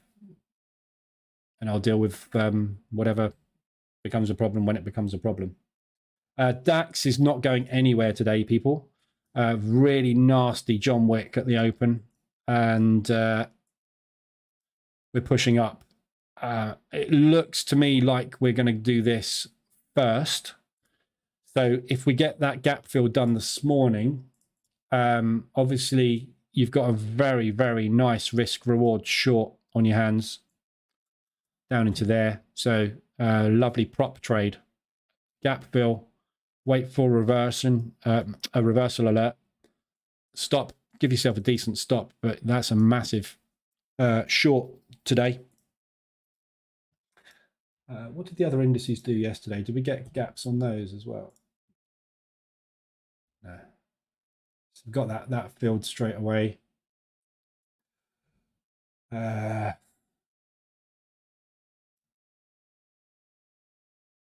yeah, no, Dax, definitely nice gap fill opportunity there. Jay, breaker block. Yeah, again, that's a ICT thing, isn't it? Don't forget, I mean, you're probably new in here, but I've said this, I've been saying this, go and look at my live streams, there's 450 odd live streams on there. I've been saying this for years. Nothing's new, yeah. So what ICT calls a breaker block is what's called a break of market structure. He calls a break of structure. This is called a wide range bar. I call it a propulsion gap. He calls it a fair value gap. There's inefficiencies. There's lots of terminologies flying around on the internet for stuff that has been around for decades. Yeah, ICT didn't invent the FVG. He invented the terminology FVG, but the wide range bar was invented by M.A. Perry over 25 years ago. Right, he didn't even invent it. Yeah, M.A. Perry did not invent the wide range bar. What he did was discover that after a propulsion move, there is usually a test of the propulsion move. Yeah, I call that. I have been taught when I was taught to call that a propulsion move, a propulsion candle. So I call it a propulsion gap. M.A. Perry decided to call it a wide range bar because it's a wide range bar. It's all the same stuff. Yeah, no one has copyright over anything. Every course you see out there is recycled and it's someone else's material from some point in the past. Chinese guys invented candlesticks, or Japanese, whichever. Somewhere from the Orient, someone invented the candlestick. Yeah, nothing's new. So whatever you call it, it's the same stuff. That's a bearish breaker block. If you go and look at the exact terminology that ICT uses for it, you'll probably find it's actually not a bearish breaker block. It's something different because there will be a different rule set for that. And that being a whatever will have a specific set of rules. So M.A. Perry, his definition of a wide range bar is that the propulsion candle has to be larger than the three preceding candles in body size. And you have to have the low of the following candle higher than the high of the previous candle. And for it to be a actionable wide range bar, it has to be part of a news event. His definition and my definition of a large movement is different. Yeah, it's all the same stuff though. all you need to understand is that the market moves in waves, which is called market structure. This strategy, terminology, methodology, whatever you want to call it, has been around for over 70 years.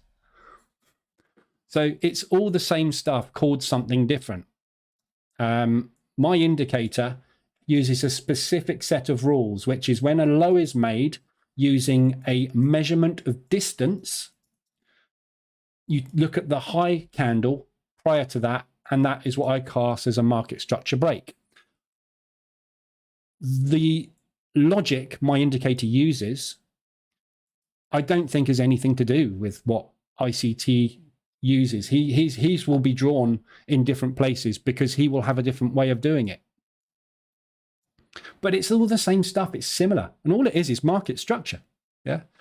When this thing goes down, the sellers are on board. Where are the sellers going? Down here. Yeah. When are they going there? Either now or some point, maybe tomorrow, or maybe the day after. I don't know, but they are coming here with 99% accuracy. I can guarantee that's going to happen. I can't tell you when. That's the difference. Yeah. The way that I trade, I'm a position trader. I don't use stop losses because stop losses make you lose money.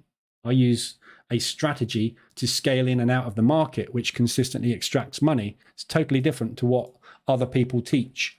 But the concepts of how the market moves is the same. And everybody teaches the same concepts in the same way. Your course that you'll buy for $2,000 on supply and demand is exactly the same as the free videos I have on YouTube about support and resistance. They just call it something different. It's the same stuff. It's been around since time began. Yeah. So, you know, I get asked all the time, do you trade ICT? No, I don't. First of all, I haven't done the course, so I couldn't tell you if I do or not. I've done bits and pieces and gleaned things off of YouTube, but too boring and too complicated for me personally. But a lot of people who do trade ICT, they buy my indicators because it's a similar thing. Yeah. ADR. Yeah, this is a strategy concept that I got from BTMM, from Steve Malrow. Yeah, and I did much more research on this and extrapolated a more exact ADR strategy. Yeah, but I got this from Steve Malrow. His course taught me about average daily range. Nothing I do is new. Everything I do is fine-tuned and structured into a system and a strategy that works for me. And it's all based on fact. A lot of courses are not based on mathematical calculations and facts. This here and these statistics you see on this indicator are back-tested over decades to extrapolate an odd percentage of what will happen when prices moved a certain distance. But the reason these exist and the reason they're drawn there is to do with mathematical calculations. But unless you understand the underlying reason these exist, they become useless. So you have to understand that the reason these levels are there are because of bank exhaustion. When you understand bank exhaustion, you understand where you need to start buying from. And this is all covered in the course, but it's all out there in $2,000 and $3,000 courses.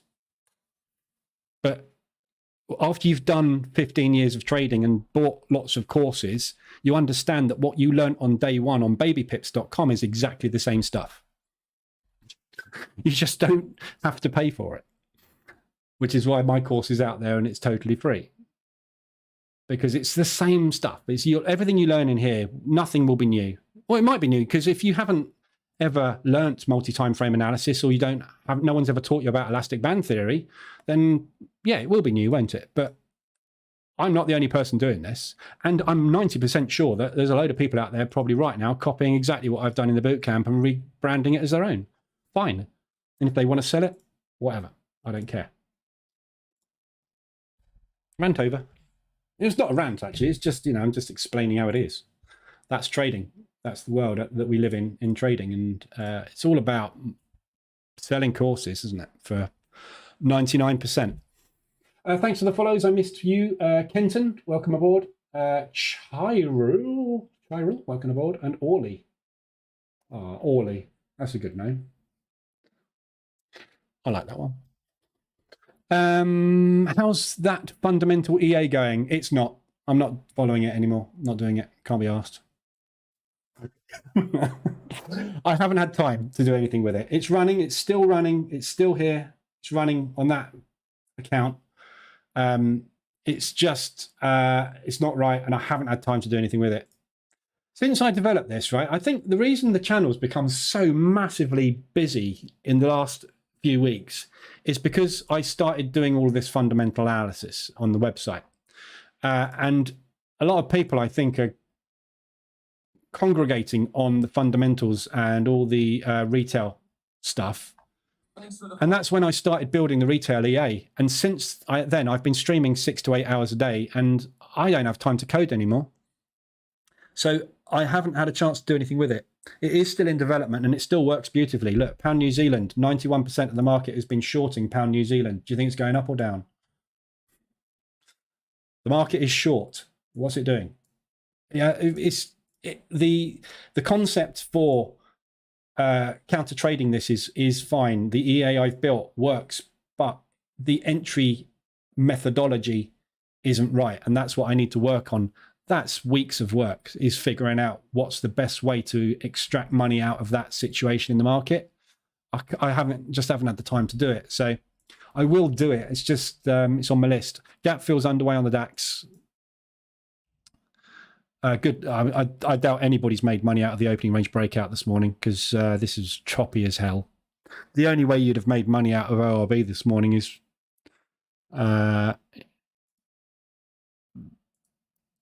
I mean, on the 5, you've had 2 stop outs on the 5. Third entry on the 5 is going to be profitable, but it's probably just going to pay for that.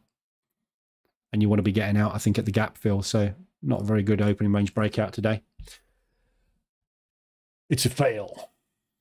154 watching, 77 likes. Really? We've got 174 watching now with 96 likes. So I'm way behind on the chat, obviously. At least the likes are coming in. Order blocks is the swing responsible for break of structure MSS, which break PH. See, you see what I mean, GM? What you've just said there is overcomplicated gobbledygook. Honestly. If you go and watch the Bootcamp, and I know you are watching the Bootcamp, but you watch the Bootcamp, all of that stuff you've just said there is so complicated.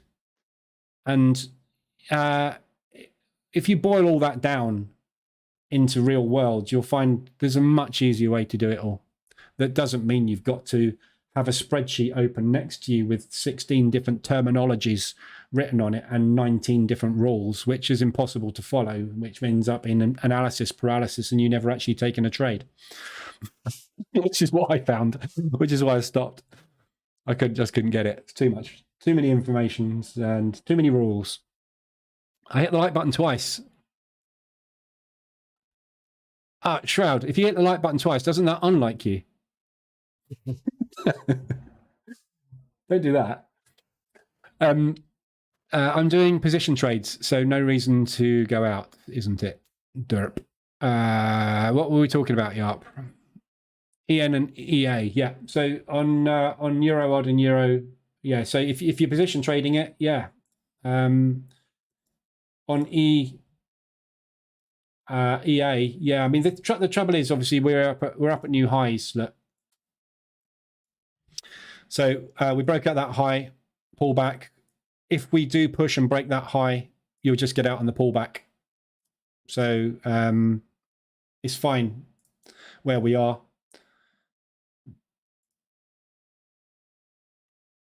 I still think we'll probably come back down to here first before we go up.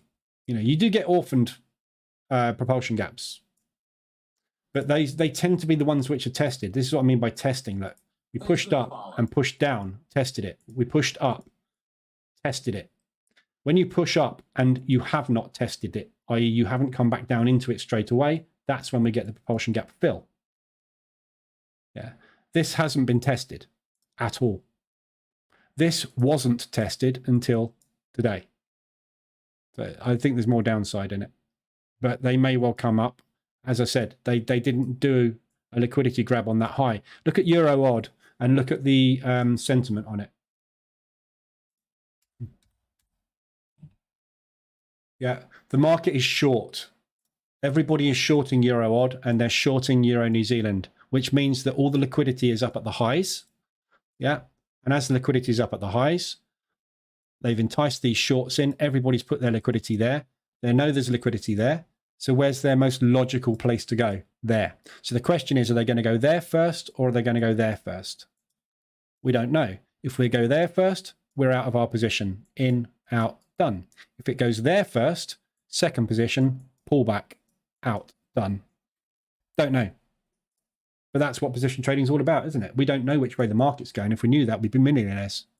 The reason we position trade is because nobody knows which way the market's going, because we haven't got one of these. A pair of shoes. No, we haven't got one of these. A crystal ball. That's John Wick wearing Crocs, apparently, according to AI. Not right, is it? We haven't got one of those. So we don't know which way it's going. So we get in and we deal with the trade after it's happened and we get out when we can.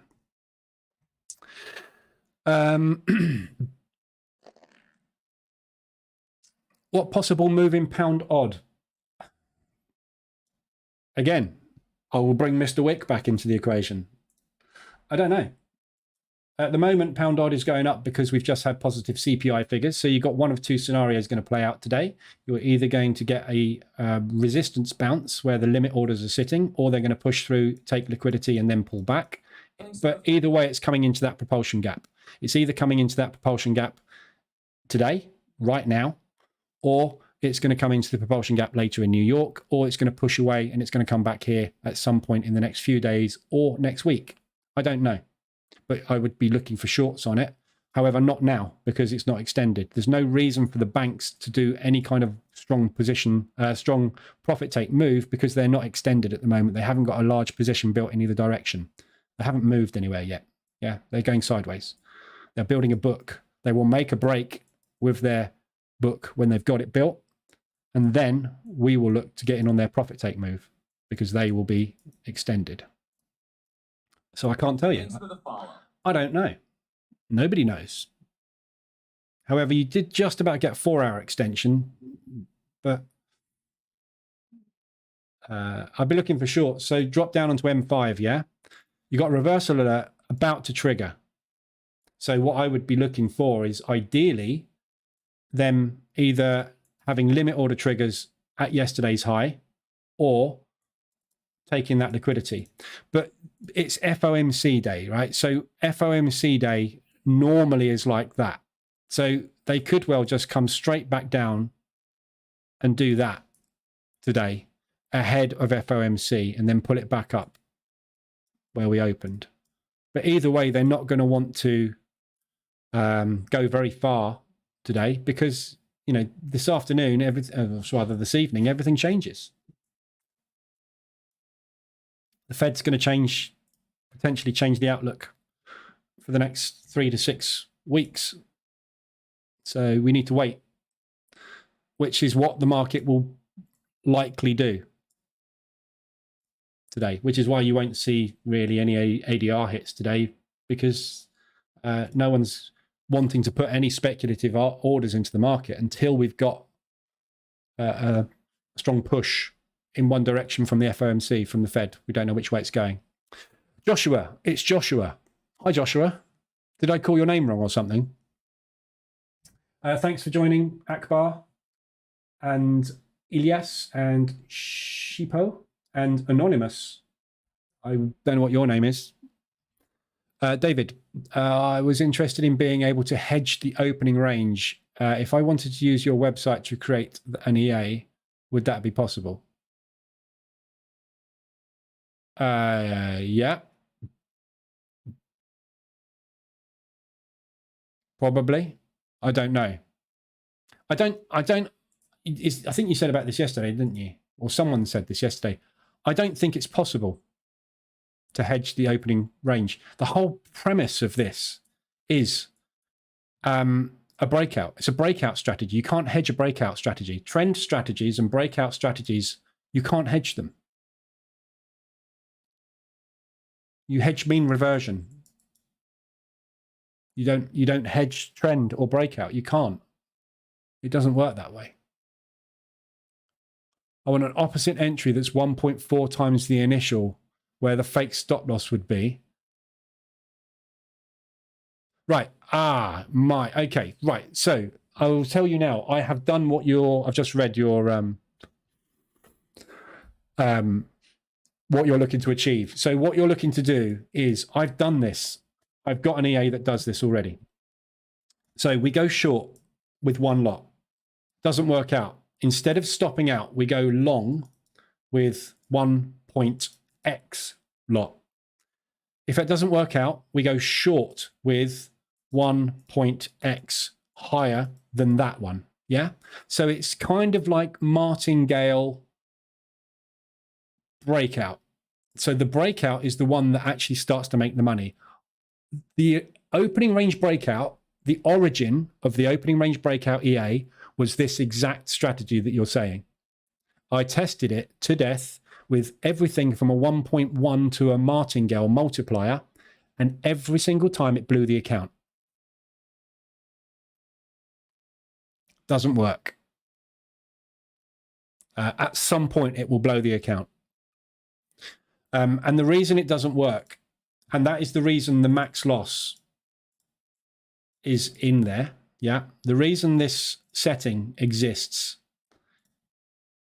close everything and stop at this point, is because in the same way as you get an opening range breakout fail, and today is exactly why this strategy doesn't work. Yeah. So today you had 1, 2, 3, 4, 5, 6 entries. By that 6th entry, your drawdown will be so big, you won't be able to get that on. You'll be on a margin call. Not necessarily this one, but I've seen in backtesting that exact strategy, I have seen 10 to 12 orders sitting there because the market goes like that. And you never get far enough to get the profit take, and it blows the account. I've tried it. I've tested it.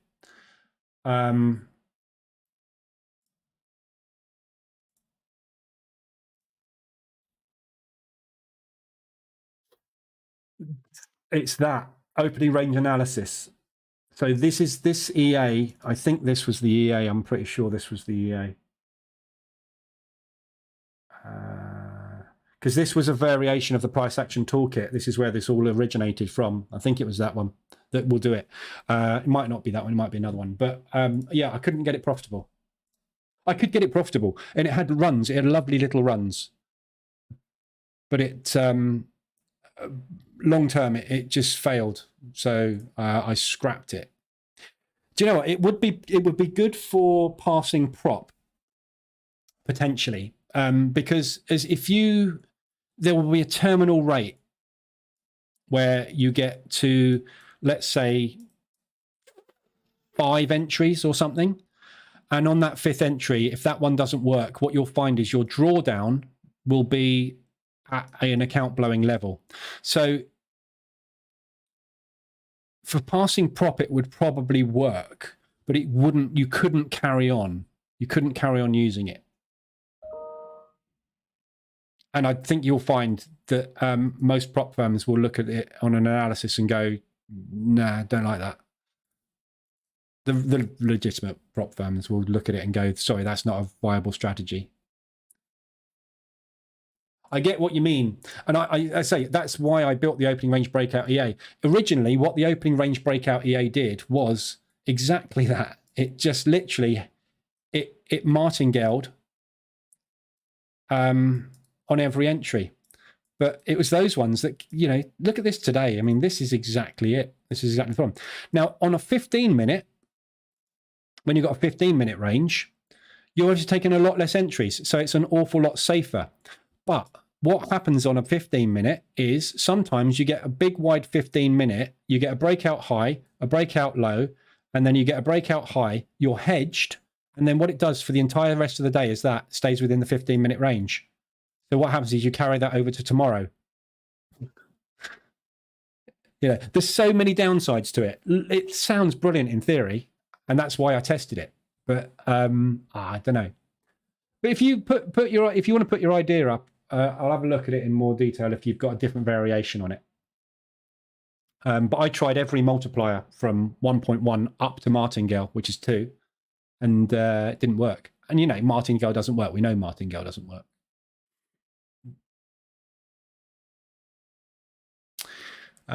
It's reverse hedging. It's very difficult to execute. Clips. Euro yen. I think I've already looked at euro yen, pushing back up into propulsion, up into origin is where I see that going. I don't know from there.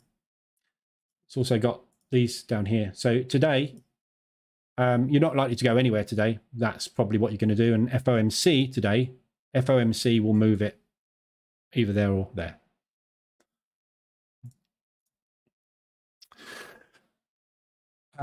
Could you talk a little about using your ORB for news events? I wouldn't use it for news events. I have tried, Kenny. The opening range breakout EA, you can use it for news events, obviously. So you would just set the time for whenever the news event is going to be released. You would usually use a pre-market range. So take the 10 or 5 or 15 minutes before a news event, Thanks for the follow. bracket it, and the ORB will trade the news spike.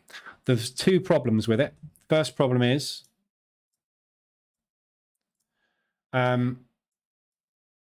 let's say that is your opening range. Thanks for the follow, Lucas. Let's say that is your 15-minute pre-news event. The news event will then come. Yeah, so you'll have a pending high and a pending low straddle order, which is basically what the ORB EA is designed to do. What will happen is on the news event, it will go like that, it will go like that, and it will go like that. A double-ended stop hunt. And all you end up with is 2 times loss. Yeah. The other scenario is it moves so fast, and often we find this on FOMC, you're there, right? And it moves so fast that your order doesn't get placed in time before the candle has moved. And what you end up with is a limit order sitting there. And then what happens is price pulls back because it's a fake move, triggers your limit order short, and immediately goes the other way and stops you out. You do, however, get out on that position.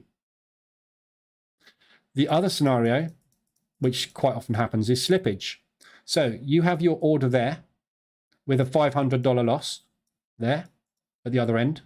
What happens is it takes you, but it doesn't trigger your buy order until here because there's no liquidity in the market. So you get slipped down to there, yeah, which is fine. You're still in it short. The problem is now that $500 loss is now a $1,000 loss.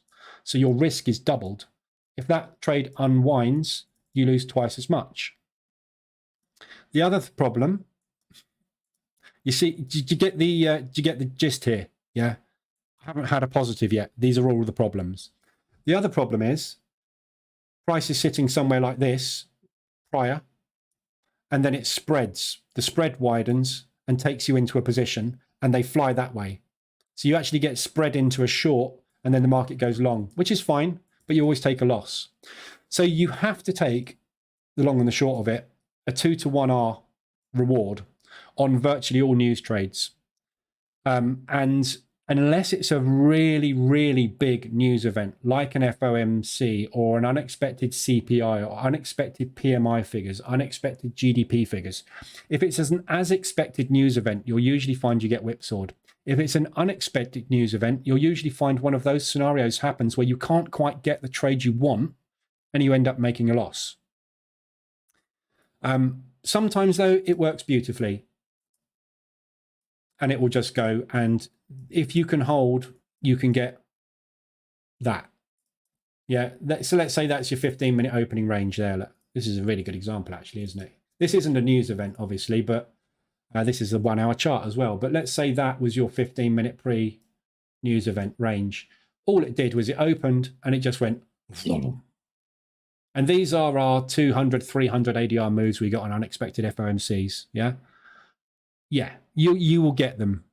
but you will find that the frustration level of all of the others will just think you're just saying, oh, this is too much high maintenance, I can't be bothered.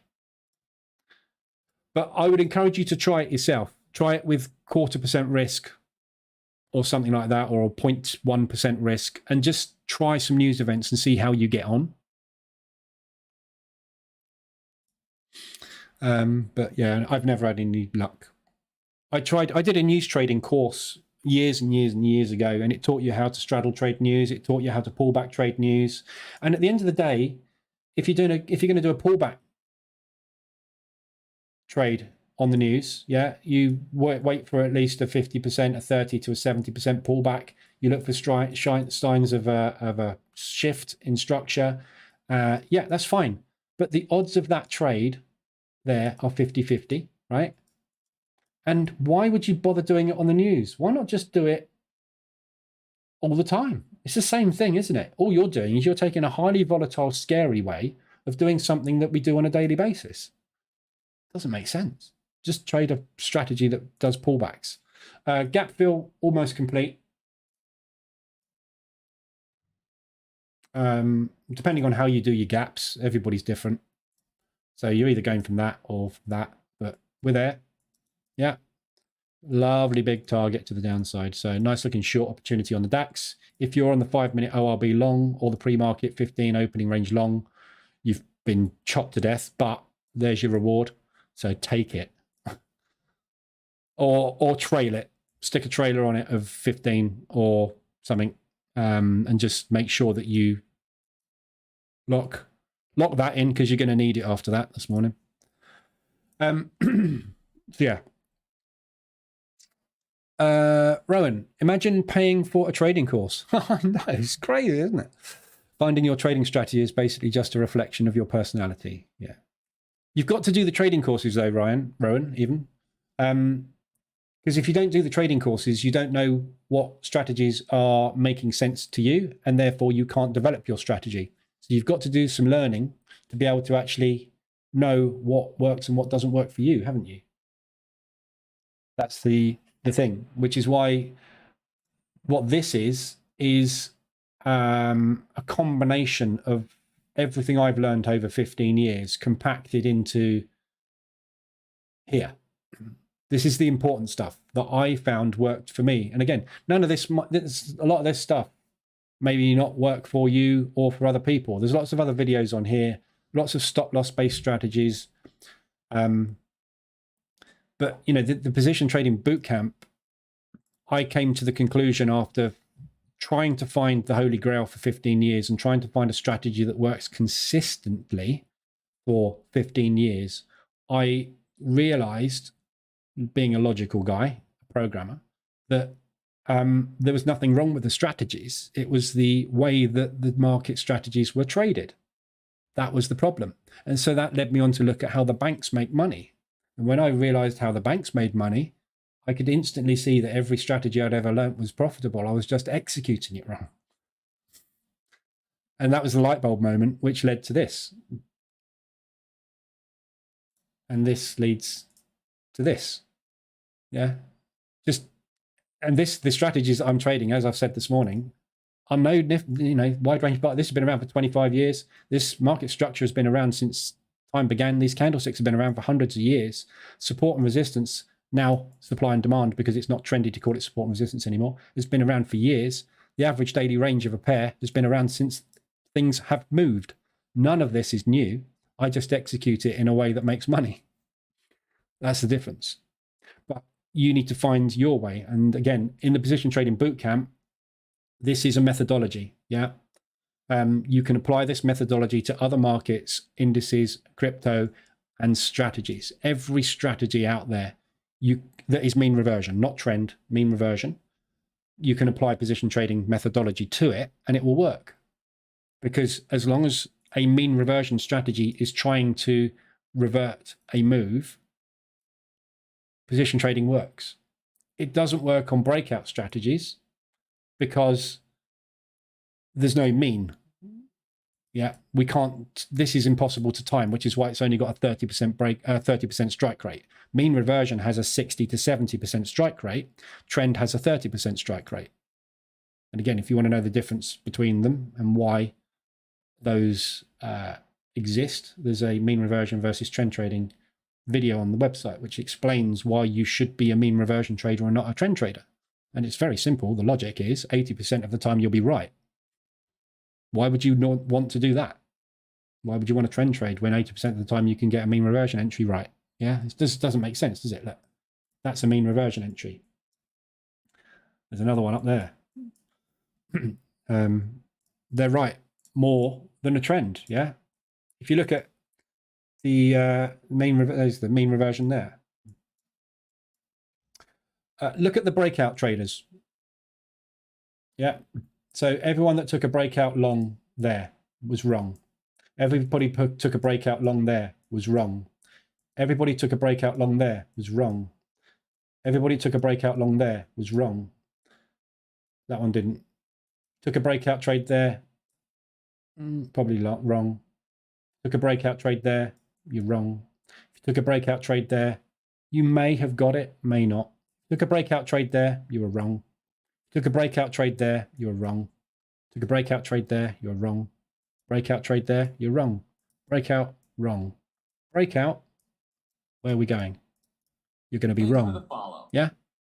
If you're a mean reversion trader, and as the market pushed up, you mean reverted it, you're right.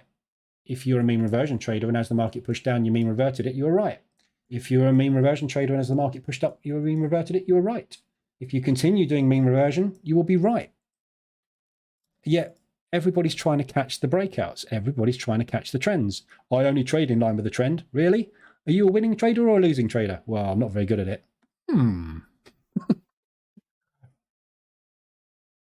All covered in there. Go watch. Just watch this DAX. So we have just hit the limits at the high of yesterday. So the limit orders are triggering off the high of the day. So we'll see if we can get some follow through on these sellers back down into here. And obviously, long-term target is gap fill. So target 1, target 2, target 3 for a downside play today if you want to play it down. If you're a breakout trader, however, get ready to go long. I wouldn't advise it, but do as you wish. Jay, simply brilliant. This is an old comment, so it's talking about something else. What do you think about the gas prices? I have no idea. I don't know. I don't trade gas, natural gas. I've never looked at it, to be honest. Let's look at it. This will be fun. I have no idea how to trade natural gas. Oh, that's an equity. I don't think I've got gas. I haven't got gas.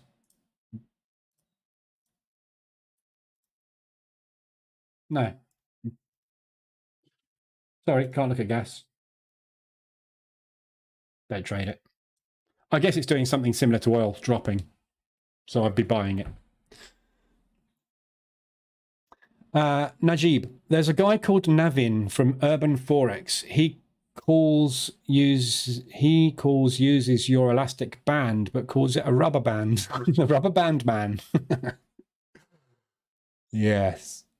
Elastic band theory is not mine. It's taught to me by my mentor about 7 or 8 years ago. One of my mentors, Strat, he taught me rubber band theory or elastic band theory. It's a mean reversion theory. But what Strat did, Strat's take on it, and again, this is what I mean by you've got to do courses. Strat's take on it was different. Strat's rubber band, or elastic band, if you like, is this. Yeah, that is, and it, basically all elastic band theory is, if you think about it in the premise of market structure, is a 50% Fibonacci retracement. But he was playing the snapback to go long and get on the next elastic band. What I do is wait for the elastic band to get stretched and get on the snapback. Doesn't matter which way you do it. At the end of the day, if the market is extended it will pull back. If you are a trend trader, your entry will be at the end of the snapback, and you will be looking to get on the next stretch, which is a breakout, which will fail. So don't try it. But anyway, yeah, it's all still the same stuff. Everything's the same. Everything's the same. But you know, I don't care. People want to use my stuff. Brilliant. Spread the word, for God's sake. Make people profitable. Why not use reversal alerts on the market sentiment EA? Well, yeah, you can do that very easily. So all you do is you use the market reversal alerts EA. Yeah. But all you do, that's not the market reversal alerts EA. Oh, it's the wrong way around. There. So yeah, you can use the market reversal alerts EA. But all you do is you set it to go long or short only. But I don't think it's not the problem with the sentiment EA is not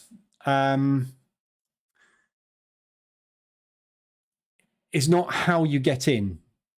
Yeah, so your entry method can be anything you like. You could take a yesterday's low entry, which I did these. Yesterday's low entries worked absolutely fine.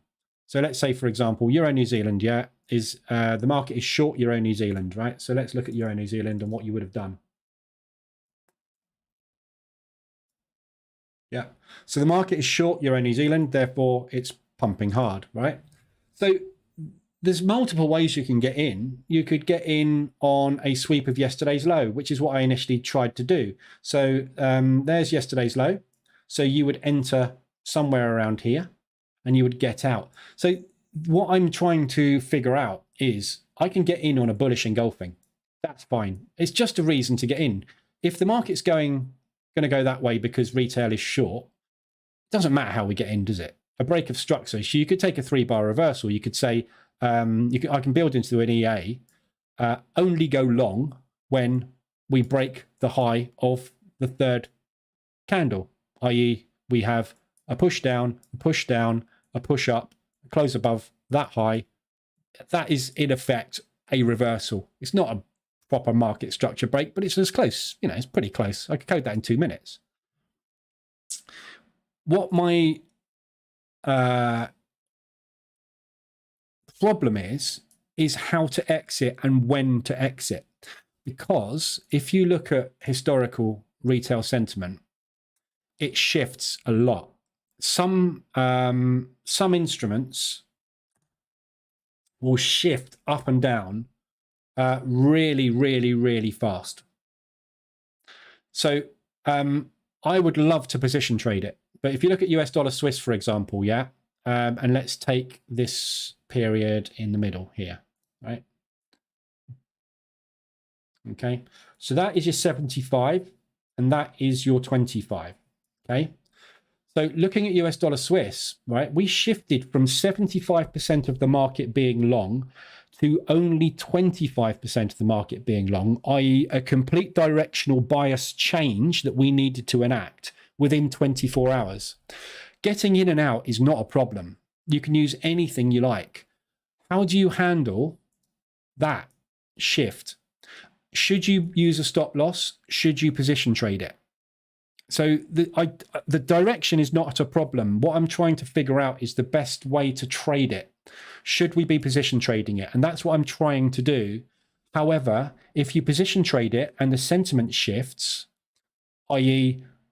75% of the market is long, so we hit the short button and then pushed up a little bit, so we go into drawdown, and then all of a sudden 75% of the market is short and the market will drive higher, how do you deal with your short position? If you use a stop, where do you put your stop? How far away? Because sometimes you will have multiple day moves, and by the time you get back to your entry, it's shifted, so you need to go the other way, which is no problem. That's a break even. Yeah, there are so many variables and so many ways to trade this, depending on how it moves. Some of them, like the US dollar CAD here, yeah, they get embedded to the downside for a long period of time. Yeah. So the market has been short on US dollar CAD for absolutely ages. Yeah. Since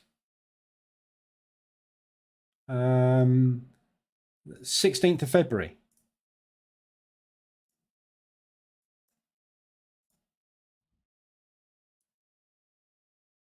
Yeah. The market has been shorting the US dollar CAD since the 16th of February. Yeah. You can't help. There's no way not to make money out of that. But how? How do we make money out of it? Right? So yes, we know it's going up. So when do we get out? What I'm trying to achieve is I want to be in, I want to be out. I want to be in, I want to be out. I want to be in, I want to be out. I want to be in, I want to be out. So you could just say get in on every reversal alert long on the 15-minute time frame. So what happens when you get a multi-day push where you don't get a reversal alert for 3 days? You just miss all that money. That's my problem. I'm trying to figure out the best way to extract money on a regular basis. And what my thoughts was, forget it. Hit the buy button and then get out. Next day, hit the buy button. In drawdown, fine. Hit the buy button again, get out. Open, hit the buy button. Are we at the end of the day in profit? Get out. Hit the buy button again. Are we in profit? No. Hit the buy button again. Are we in profit? Yes. Get out. That's what the EA is doing and has been doing. Let's look at US dollar CAD. Where are we? US dollar CAD. There.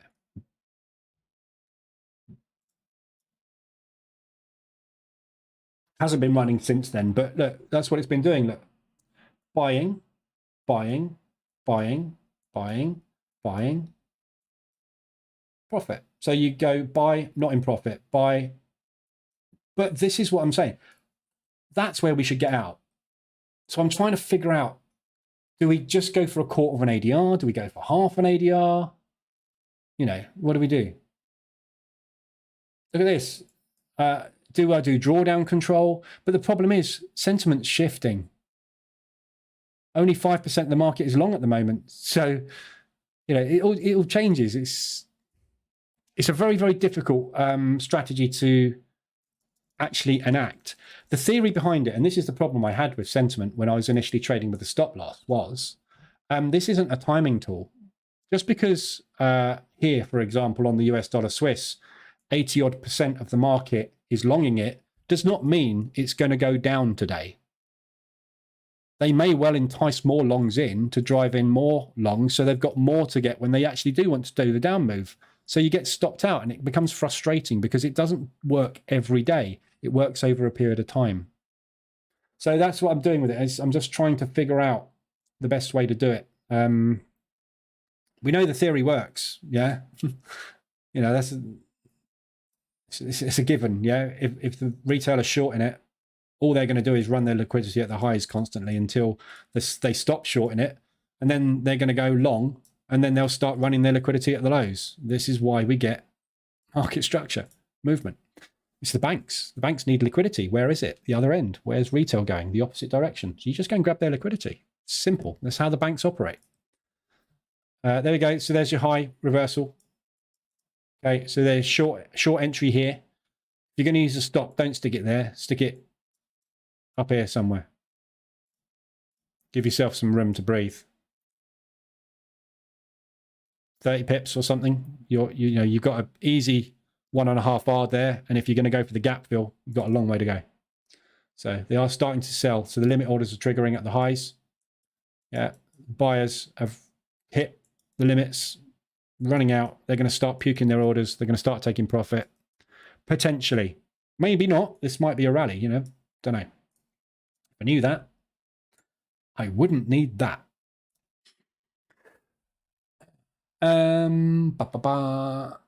What's your thoughts on gold, 4 hour?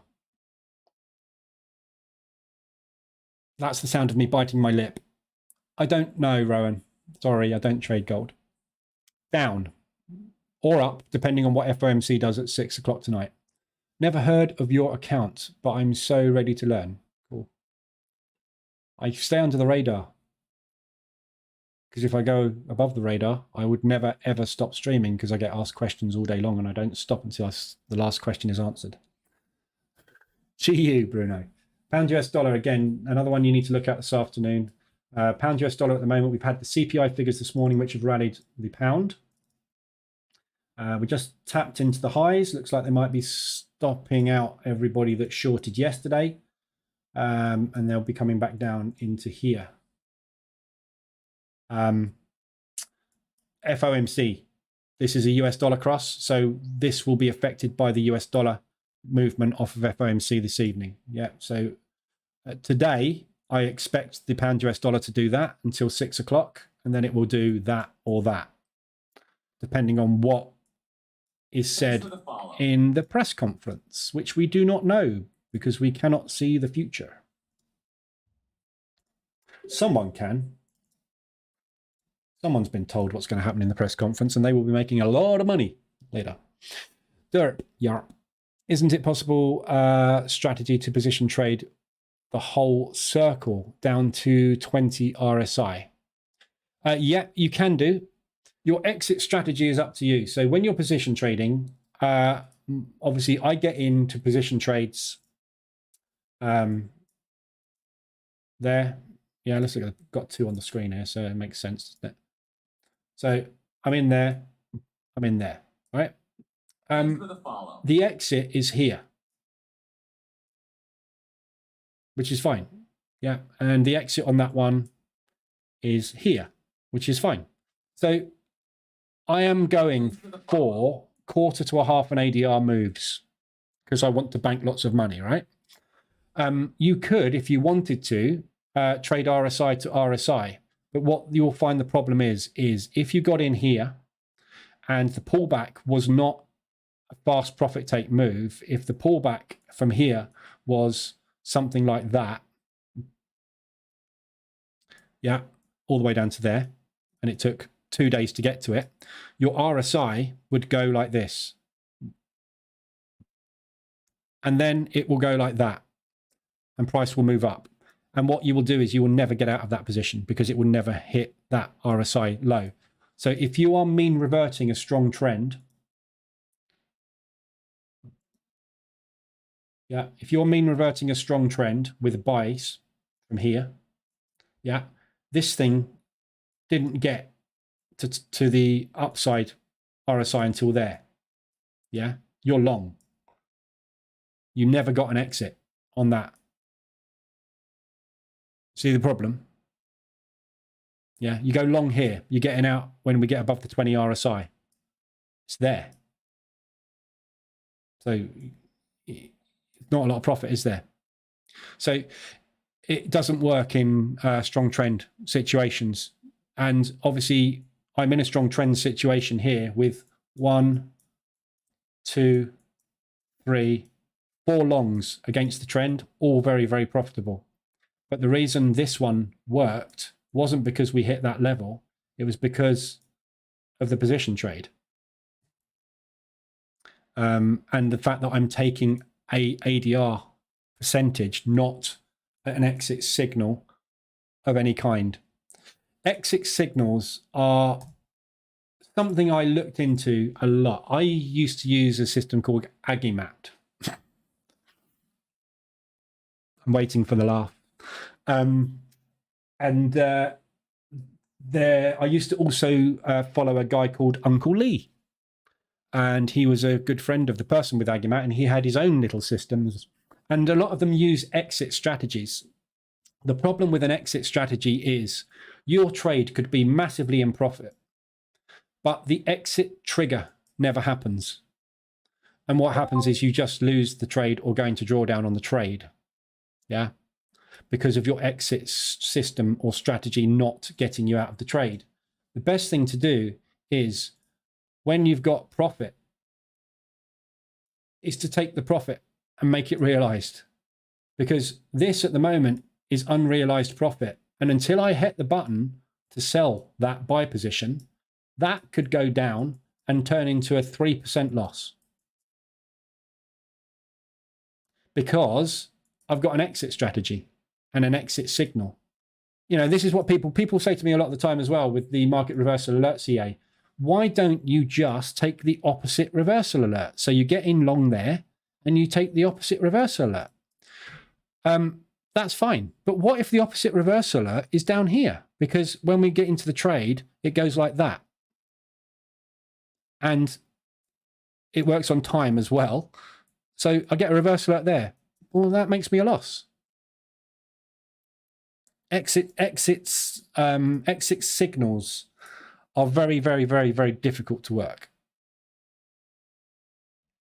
So using the 20, just use an amount of money, use a price. The whole reason we have this ADR on the chart, yeah, and we have all the analysis and data on average daily range, which proves the percentages, is because we know for a fact 58% of the time market stays within its average daily range. So if we target our exits within the average daily range, Thanks for the follow. there is a 58% chance we're going to hit target virtually every day. If it exceeds our average daily range, brilliant, but it only does that 42% of the time. So if you target 2 ADR, there's only a 3% chance of you hitting that target today. It's ridiculous. You're never going to get there, are you?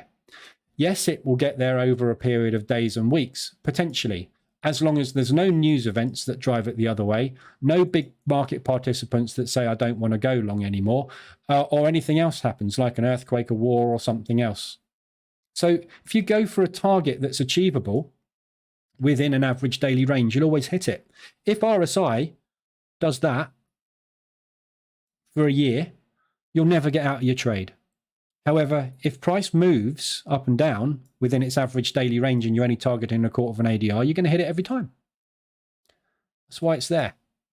It's not just an entry mechanism for mean reversion, it's a target.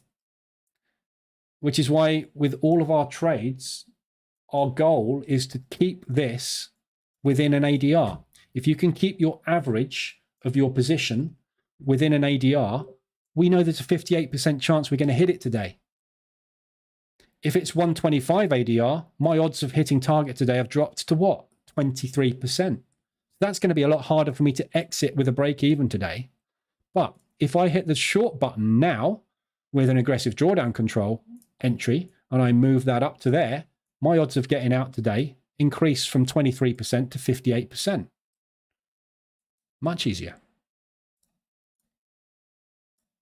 That's why I don't use exits, because I want to target. I want my targets to be achievable.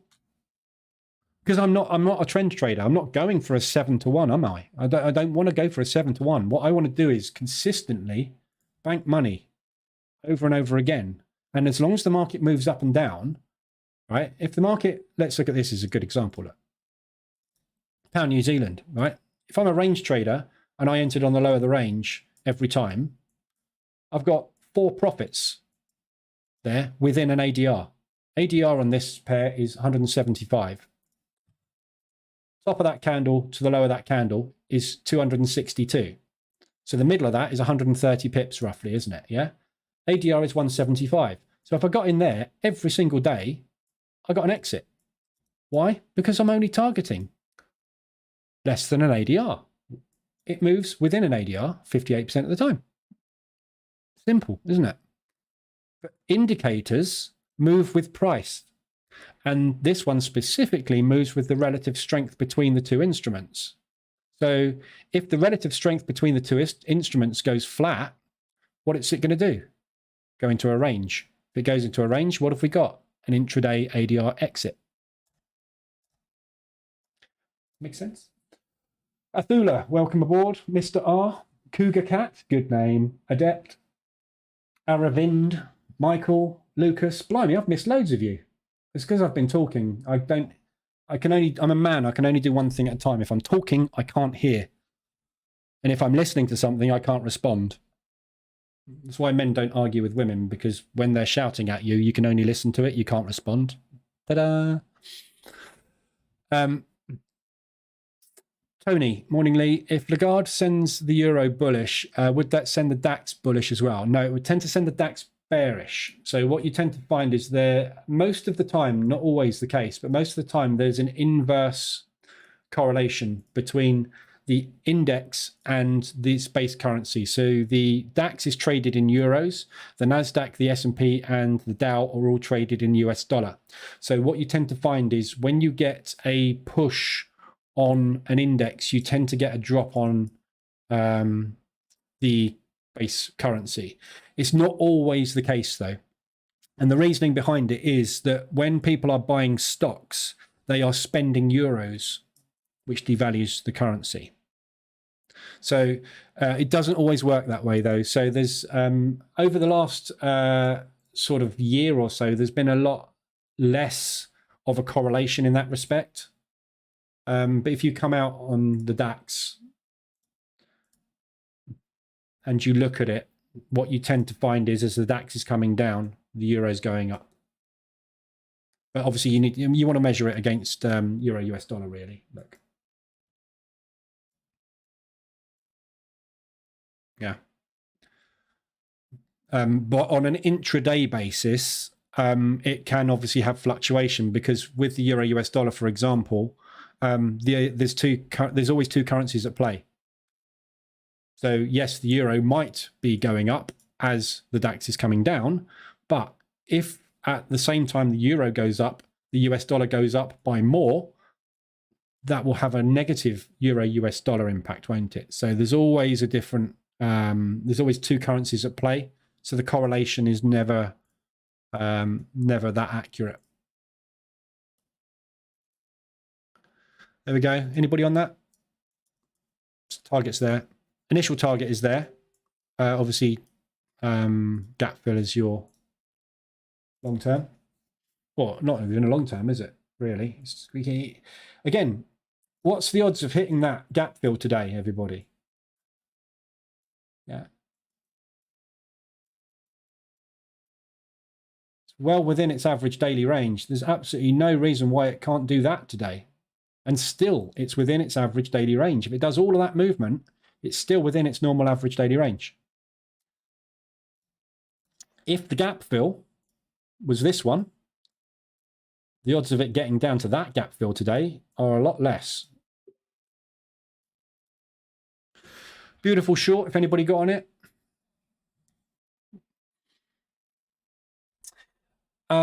Without any news consideration, derp. Sorry, I'm missing. I've skipped something. Isn't it possible? Oh, right. Yeah, sorry. That was the second part of your question about doing the full circle.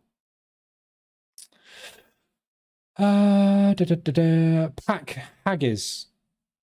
Packy Hags. Thanks for the mention. Helpy FX Signals searched on Google, joined their free group, and now earning profits. Thanks a lot. It's that spam bot. We haven't had him back for a while, have we? Let me just block him and report him for spam. Thanks, Helpy FX Signals. I made a load of money. Only $299. Plus, you have to deposit $1,000 into the brokerage of my choice, so I also earn a commission. Are you selling that hedging EA? No. Not at the moment. It's something I'm developing. It takes me a long time to develop my products because I don't release shit, basically. So I won't release anything I won't use myself. And if it doesn't make money, I'm not going to release it. And so until I can find the right entry and exit strategies to extort money out of retail with the EA, I'm not going to release it. It's got to work. I've got to do testing on it to make sure it works. And I've got to test it over multiple instruments, multiple timeframes, out of sample testing, system parameter permutation testing. There's a lot of testing. Everything I release has been tested for months and developed for months. I don't chuck out EAs. I've got 3 EAs out there. I've only got 2 proper EAs. Price Action Toolkit is a scalping EA for manual scalping, not automated scalping. I'm not one of these marketplace sellers that drops a new signal or a new indicator every couple of months, or like Agamat, for example. We keep laughing about Agamat, but he's releasing another version for scalping. So he's released version 1, version 2, the artificial intelligence version, the version that works on this. Now it's the 5-minute scalping version. It's the same thing. Basically, it works off of 2 indicators which are free. You know, it's I'm not that type of person. Because I've been there and I've bought them all and they're all crap. What's your thoughts on Bitcoin? I don't trade it. Don't trade Bitcoin. Don't do crypto. I think you should work in a hedge fund. I think I should work in a hedge fund. I'd earn a lot more money. But because for retail traders, retail trading is the way to go. Just do the opposite to retail, right? If you want to know how to trade, literally, come onto this page, right? On my website. Again, it's all free. Come onto this page on my website, sort it by +2s and -2s, yeah? And do the opposite. So if, for example, I don't know, let's just pick US dollar Swiss, right? If 76% of the market are today longing the US dollar Swiss, just wait for any signal with any strategy and hit the short button. Yeah, they're all longing the US dollar Swiss. Yeah. So just do the opposite. And you'll instantly start making money. As a very bare minimum, if you want to make money without a stop loss, there's another, you know, do the Bootcamp. But if you just literally take trades in the opposite direction of these, your strike rate will double. Because you are this at the moment. You are the target, the bank's target. So if you're going long, you're putting money down there in the order of a stop loss that says, lose me money here. The banks, when they need to execute their commercial orders for their clients, need to find people that take the other side of their orders. They know where they are because you're taught to put them at the lows. So that's why the market moves in the opposite direction. If you need proof, go to this website, dailyfx.com, right? And look at what happens when the market moves in one direction. So retail starts selling, the market goes up. Retail start buying, the market goes down. Retail starts selling, the market goes up. Retail start buying, the market goes down. Retail starts selling, the market goes up. Retail starts selling harder, the market goes up harder. Retail go up and down for a while, so does the market, but in the opposite direction to retail. Retail then buy it, it comes down. They go, oh crap, we've gone the wrong way. Sell the hell out of it. It goes up. All the time they're selling it, the market rises. When they start to buy it, the market drops. Every instrument that is traded on the foreign exchange marketplace and indices, yeah? Retail, selling the Dax. The Dax. The Dax goes sideways, as retail do. Retail start buying the Dax, the Dax. Retail starts selling the Dax, the Dax. Retail at the moment are buying lots of Dax. It's been coming down. Now, retail are selling it hard.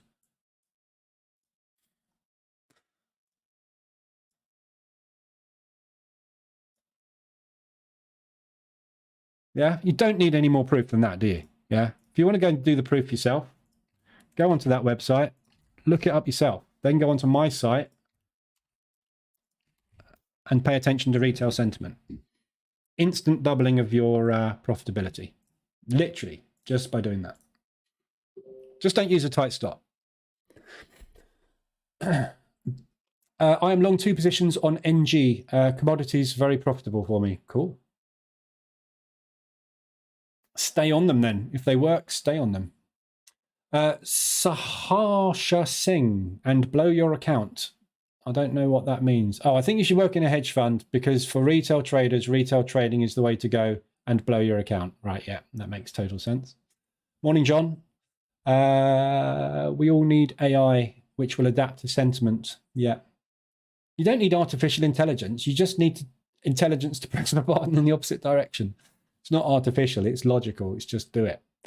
I have made a, you know, this EA has got profitable settings, the sentiment one. Yeah. So these, the original testing that I did, which was literally using yesterday's high and the previous day's high and last week's high and low, in the opposite direction as sentiment with a half an ADR stop was profitable, but it was only producing something like 1 or 2% a week.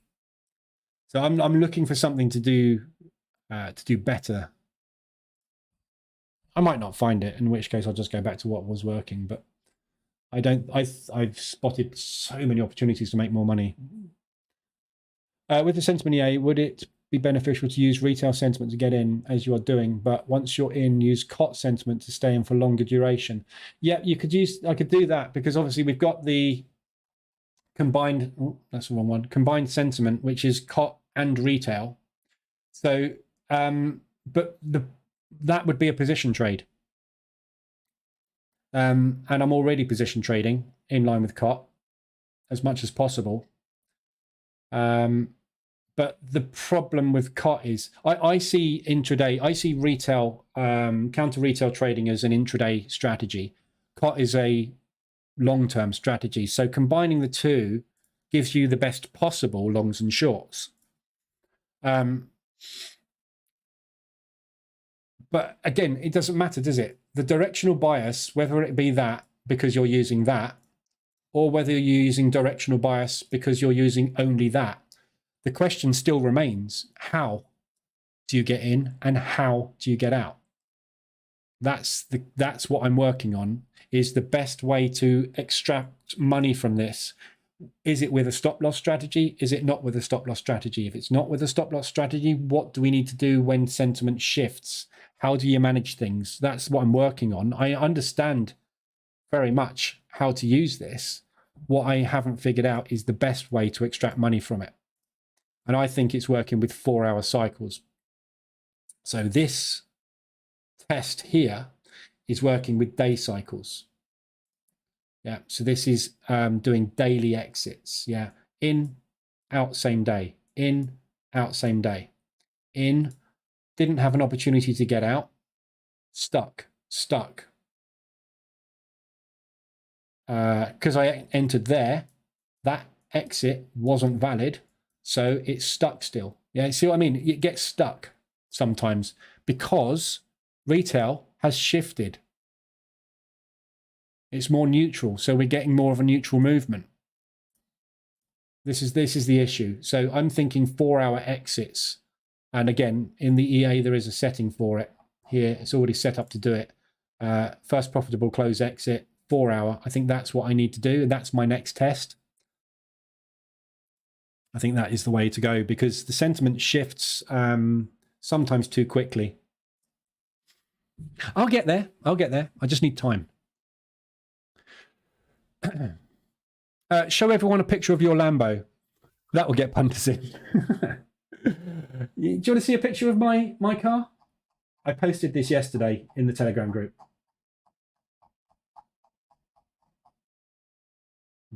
Yeah. There she is.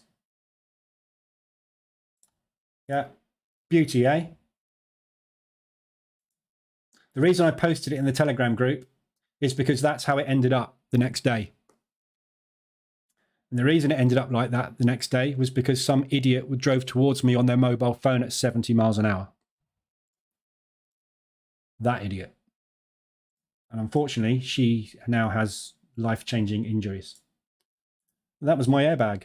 That came towards me. God, the explosion. I had, until that thing hit me in the face at 100 miles an hour, or whatever it is. That hurts. I don't know if you've ever been in a head-on collision, but Jesus, that thing hurts when it hits your face. Almost broke my nose. And the scariest bit, when that goes off and that goes off, the smoke, the entire cabin was filled with smoke. Absolutely filled with smoke. I thought the car was on fire. I got out that thing so fast because I thought the car was on fire, but it wasn't. It was the explosion from the airbag. It's unbelievable. It's horrible. But yeah, so that was my car. I've had 3 of those. I've never had a Lambo. And to be honest, I don't really want one, because if I crashed a Lambo, this is German engineering, people. This is a 140 mile an hour head-on collision. I got out the car and walked over to the woman and said, "Are you okay?" while she was wailing at me, because she wasn't. That's German engineering. Always buy Porsche. Never buy a Lamborghini. You buy a Ferrari or a Lamborghini, an Italian car. If you hit a wall at 100 miles an hour, that's the end of you. Rear engine, built like a brick, crap house at the front. Anywho, yeah, I haven't got a Lambo, so I can't show you that because I'm not part of the Lambo brigade. And that is not a brand new Porsche before you say it. That cost me 30 grand. It's not a $150,000 sports car that I earned through trading. I earned that because I used to run another company. Hello, Dances with Wolves. Hello from Cape Town, Freddie. First visit. Cool. Hit the like and subscribe button. Make sure you come back. Welcome aboard, Afula. I think I said your name, didn't I? If I didn't, welcome aboard. South Africa humor. Hi, I scalp day trade only indices like the Dax and the US 30. Is MT4, MT5 better since I only open a trade on M1 and M5 charts? Doesn't matter. Use either or. But what you might be interested in, while I'm talking about DAX and scalping, is you might be interested in the Price Action Toolkit. If you scalp indices, yeah, there are no fast trading buttons in MT4, MT5. So I developed this EA where you can basically jump in and out with different stop loss positions, different risks, and it automatically calculates lot sizing, does everything for you. You can break even, you can take multiple trades and average them, you can adjust your stop and your TP at a click of a button, blah, blah, blah, blah, blah. You can close your positions, cancel pending orders, do everything you want. Yeah. So if you're going to scalp, you need the Price Action Toolkit because MT4 and MT5, you have to go up here and then you have to open your order, then you have to adjust your TP, your stop loss. By the time you've done all of this, the trade's moved and you've missed it. That button gets you in instantly. Yeah, go and have a look at it if you're a scalper. The reason I built this Price Action Toolkit is because MT4 and MT5 is terrible. There's the link. Absolutely terrible for scalping. But which platform you choose is irrelevant. MT4 or MT5. I personally use MT4 because it's more stable. Dances Rules, is there COT data on US dollar oil? Yes, there is. You can go and get it from the CFTC website. There's a link on the website on here. No, down here on COT. There's a link to the CFTC website there. And you can get the latest report, which gives you all the information you need about everything to do with futures. But I don't get it on everything because it's FX based.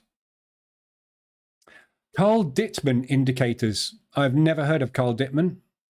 I don't know who that is. Dallas. Big Papa. Agent Agimat Dennis blown his copy trading account. Yep. I'm sure it would.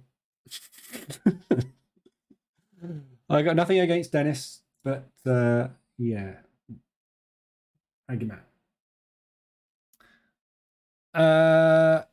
Safe. Hello, everybody. Hello. What do you mean by retail? Retail traders are anybody like you and me that trades from home. We are classed as retail traders. Yeah.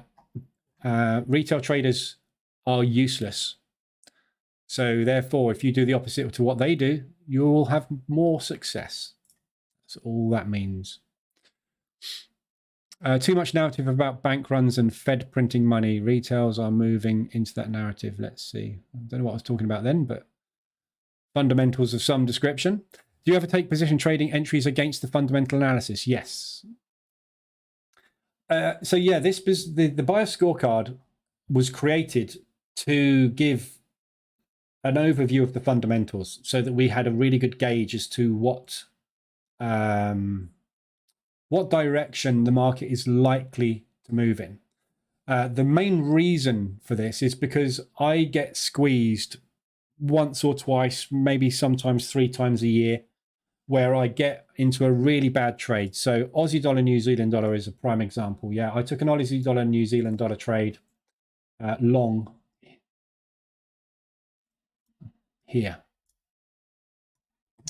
as a position trade. So this was a 4-hour RSI extension, M15 entry. Yeah, I got in with a second position there. I had an exit there. And what I thought was happening was a continuation of the trend, which I had been buying this thing all year very, very happily.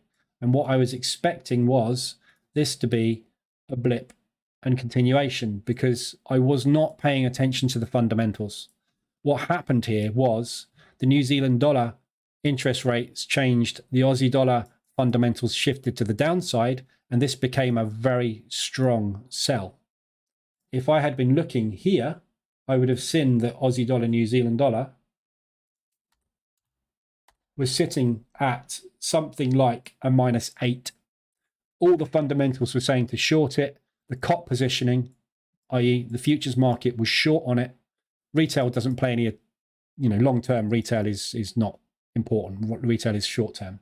But everything here was saying you need to short the crap out of it. And I hit the long button. So the reason I built this was to make sure I could keep on top of fundamentals, but not so that it would filter out every single trade that I take. What it's designed to do is make sure that as much as possible, I'm not taking shorts on US dollar CAD. Yeah.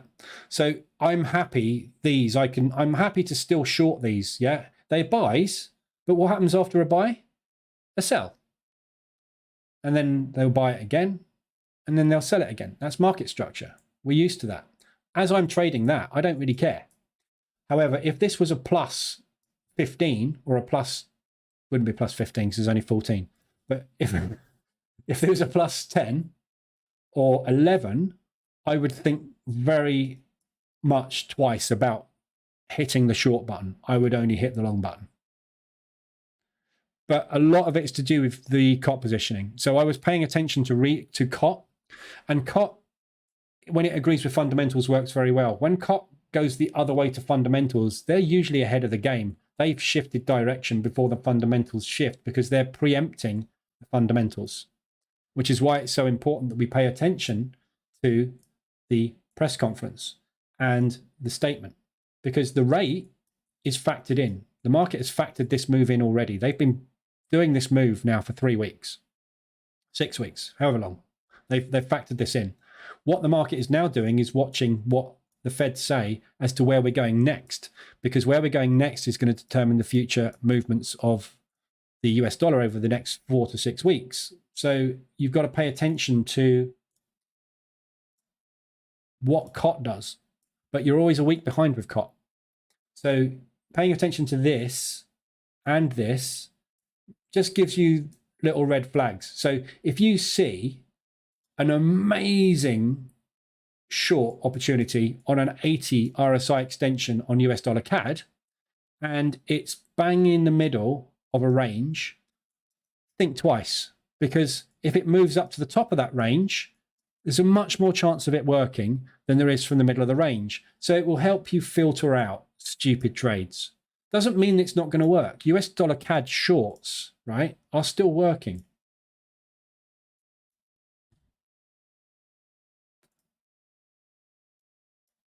Yeah. Shorted, fine. Shorted, fine. Shorted, fine. But look which way the US dollar CAD is going. Yeah, it's a +8. It's going up. COT is long.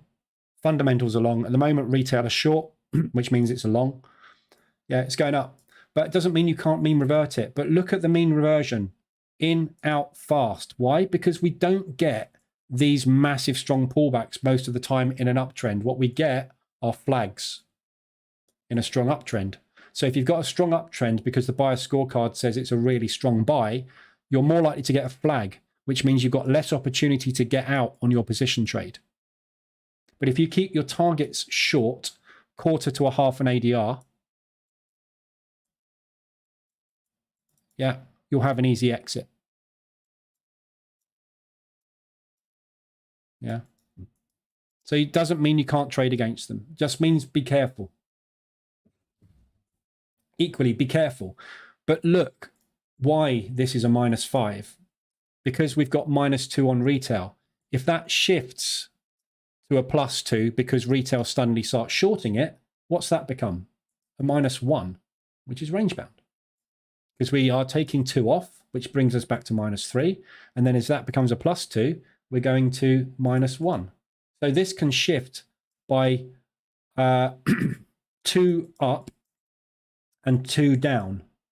So when you're seeing things which are -5s, you'll usually find it's because retail is going at the moment long on it, which means you need to be hitting the short button. And that also agrees with COT, but the fundamentals are pretty flat. We've got plus, plus, neutral, negative, negative, neutral, negative, plus. Totally neutral fundamentals. COT, however, are positioned short and retail are positioned short. So you need to be shorting the Aussie against the US dollar.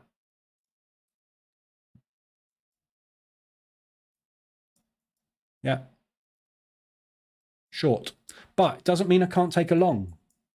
I will still take longs. Why? Because look at the strength of that. We're below 80. That's a massive move. There's no way they are not going to do some kind of profit take move on that. It's too strong. They've got to buy it. They've got to profit take that move. So it will work in both directions. But, you know, if something was sitting at a -12, yeah, you're going to get run over if you try and long it. You may do, you might not. But why not? Look, we've got 28 FX pairs. If you want to trade in both directions, just use that lot. You can't go wrong. Because they're going to go up and down, up and down, up and down, because there's no bias either way. There's no reason for it to push hard in one direction. No fundamental reason, no futures positioning reason, no retail trading reason. But short term, yeah, it will go up and down as much as it wants to for days on ends, won't it? So, okay, Dax has broken out that gap fill. So we are long still.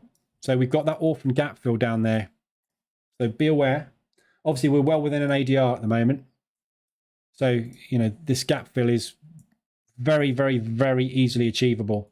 So what we might find we're going to do today is very much like that, because we're waiting for the FOMC statement this evening. We quite often don't get any movement ahead of FOMC. The markets this afternoon will probably be quite fluctuant. They'll be up and down a lot. So short. Still a good short. A bit of T-cut will be okay, Steve. Yeah, I wish. If I could have T-cut that out. I'm more of a BMW guy, Dances. Funnily enough, that's what I've got at the moment. I've got one of these at the moment.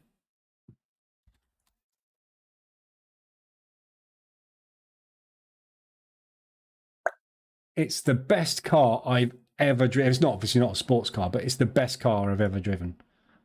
When you've gone full electric, you will never go back. It's the balls. It really is. It's the most. When you put your foot down, because there's no moving parts in the engine, it literally is like instant power. And when you take your foot off the accelerator, it's instant deceleration. It kind of brakes for you. It's got auto drive and everything, so it does the steering and the accelerating brake. It's brilliant. It's just such a good car. BMW. I always buy German. I'm Porsche, BMW. I always have been. I've had M3s. I've had not M5s. I've had 5 Series, 535s. I've had lots of 3 Series. German engineering always works. They may not be good in wars, but they are good at engineering things. Oh my God. Are you not injured? I was injured for, sorry, you're talking about the, no, 140 miles an hour, Jay, not 140 kilometers an hour. This is the UK. We were doing 70. No, I was injured. Yeah. I mean, I was obviously injured. I got out, but I'll tell you the thing, right? When you hit something at that speed, right, it's amazing. These airbags go off. That stops your face getting exploded. The crumple zones happen. The seatbelt tensioners tighten up. And basically, you just jerk forward really hard. Yeah, so your body goes like that, right? So the car's going forward at 70, 60 or whatever it is. I was hitting the brakes hard, so probably it wasn't 140 because I was hitting the brakes very hard, obviously, because the stupid woman was on my side of the road at doing 70 odd. But let's say we hit at 100 miles an hour, right? The cars stop dead. So we go from 100 miles an hour to 0 miles per hour within a second or two, right? My body stops. What doesn't stop is your internal organs. Yeah. So my internal organs hit my rib cage at 100 miles an hour. That is what kills people in accidents the majority of the time, is when your heart hits your rib cage at 100 miles an hour, it pops. Your lungs get punctured if you get a broken rib. You split everything. Everything in your body stops moving, keeps moving when your body stops moving. So when I hit that, basically everything internal didn't stop, obviously. So I got out of the car, walked around, and I was like, holy, I mean, I was dazed, obviously, and confused, but I was okay. I walked around and fine. I sat down about 5 minutes after the accident. The paramedic guy, this bloke, I'll never forget him. He had a ponytail. I was like, you don't look like a paramedic. He was. He came over to me and basically put me in the back of the ambulance. And he said, are you okay? And I said, I think so. He took me to hospital. And as soon as I got to hospital, every single centimetre of my body went into agony mode, 10 out of 10 pain, because it wasn't until the adrenaline had stopped flowing through and numbing all your senses that suddenly you need the morphine, because everything hurts. And it happened, and it was 2 weeks. I was bedridden for 2 weeks, because when my muscles had suddenly realized, we've just stretched ourselves further than possible. My foot, my right ankle, people break their right ankle all the time in accidents like that, because your foot is on the brake hard. You're pushing down very, very, very hard on a pedal, and that pedal suddenly comes towards you at 100 miles an hour. Your ankle breaks. So I couldn't walk because my ankle, I hadn't broken it, but it bent up so hard it pulled all my ligaments. And it's all this stuff. You don't realize all of that stuff happens until you get out of the car. And a day later. So the next day I tried to get out of bed. I couldn't move. Literally, there was not one muscle in my body apart from my fingers that moved, because everything was traumatized. And I sat there, laid there for a week. By the time I got out of bed, I could literally hobble around for another week afterwards. It was awful. And the whole reason I put those in Telegram yesterday was because, I don't know if he's in here today, but there was a guy in here yesterday who said, can you explain something, because he couldn't see it on the screen. And it turned out he was watching the stream driving his car. That's why I posted those images, just as a reminder for what happens when you're driving and you're on your mobile phone. That lady that hit me was on her mobile phone. She can no longer walk. I can, she can't. I was in a German engineered car. She was in something crap. She was in a Japanese car that broke. Actually, I don't know what it was. She was in a Skoda. She was in a Skoda. No, she wasn't in a Skoda. What's the Sportage? Kia. She was in a Kia. Korean. She was in a Kia Sportage. Not that you could tell it from the photo. Basically, it was just a screwed up piece of metal. Sales one, Jeep Gladiator for me, or a Harley Davidson when I'm feeling like a badass. Nice. I love Jeeps. Jeeps are awesome. You're lucky the airbags went off. Family member does crash recovery, and they've seen countless high speed without the bags going off. But like you said, German cars tend to have a far better quality. Yeah. The guy that lives across the road from me is a paramedic. And when I got home from the hospital, he came over and said, are you okay? They said, I got a call out to your job. I'd decided not to go because the paramedic had radioed in that I wasn't injured enough. So the guy that lives across the road, he used to be the helicopter paramedic. And he only gets a phone call if there is a detached limb or no heartbeat. So basically, my collision wasn't bad enough for him to attend. So you can imagine what he's seen. Not nice. Not nice at all. But anyway, nothing to do with trading.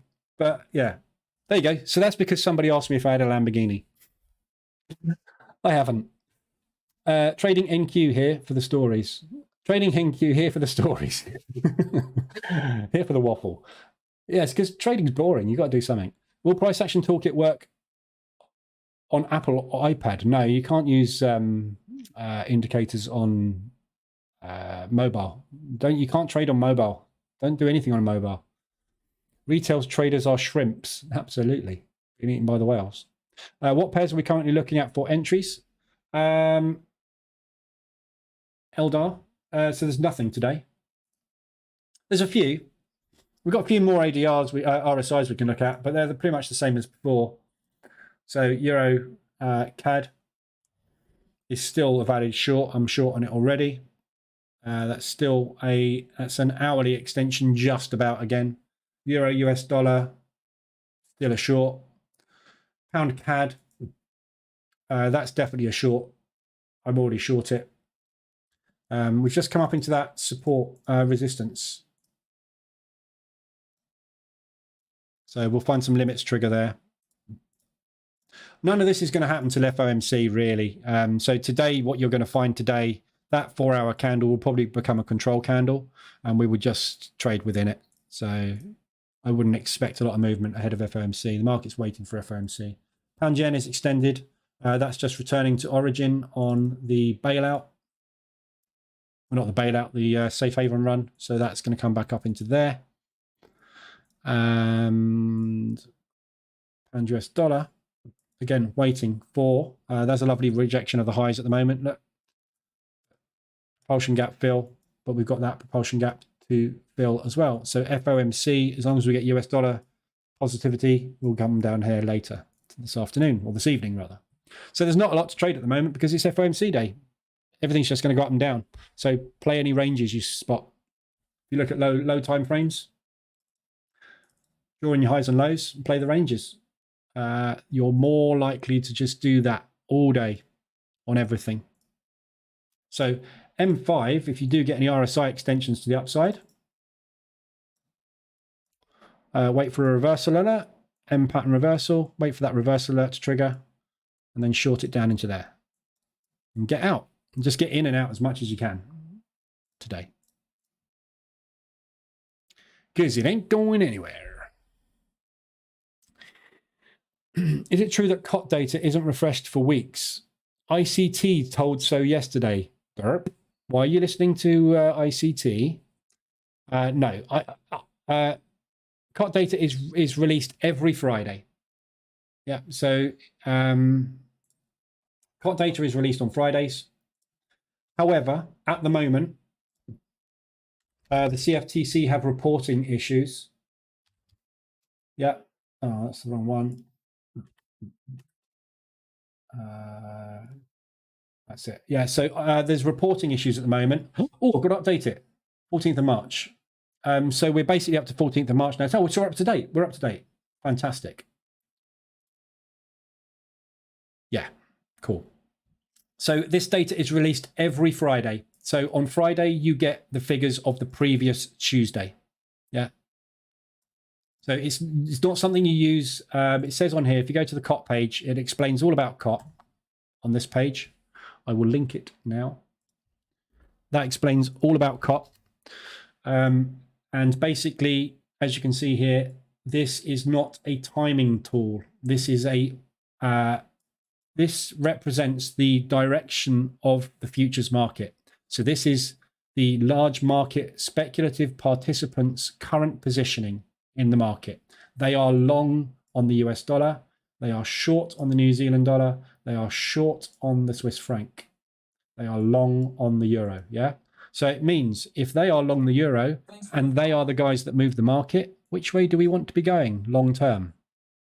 Right. That does not mean because they are long on the US dollar, the US dollar cannot come down for days or weeks on end. It can do. What it means is they are long, and at some point they will make sure that the position is profitable. Yeah. So you do not use this as a timing tool. Use this as a directional bias. This is part of the bias scorecard here. Yeah. Interest rates are bullish, US dollar CAD. They are better for the US than the CAD. The rate of change is better. Inflation is not as good. And there is no bias either way because it's the same between the two. The US GDP is better than the Canadians, but the rate of change is the same. Unemployment figures are better in the US dollar than they are in Canada, but recently the Canadian figures have become better. However, market participants are long on the US dollar and short on the Canadian dollar, so that gives us a bullish bias. At the moment, the retail crowd are all shorting the US dollar CAD, which means that we long it because all the liquidity that COT requires to move is above price, not below it. Therefore, you buy US dollar CAD. US dollar CAD is going up. Simples. But it's not, yeah, cut along. Look at it, it's coming down. But because it's long, you're going to get strong pushes. When it pushes, it's going to push strong. Because their job, if they are long on it, is to do what? Break out and make new highs. Because if they don't break out and make new highs, what haven't we got? A trend. If they are long on it, we should be trending.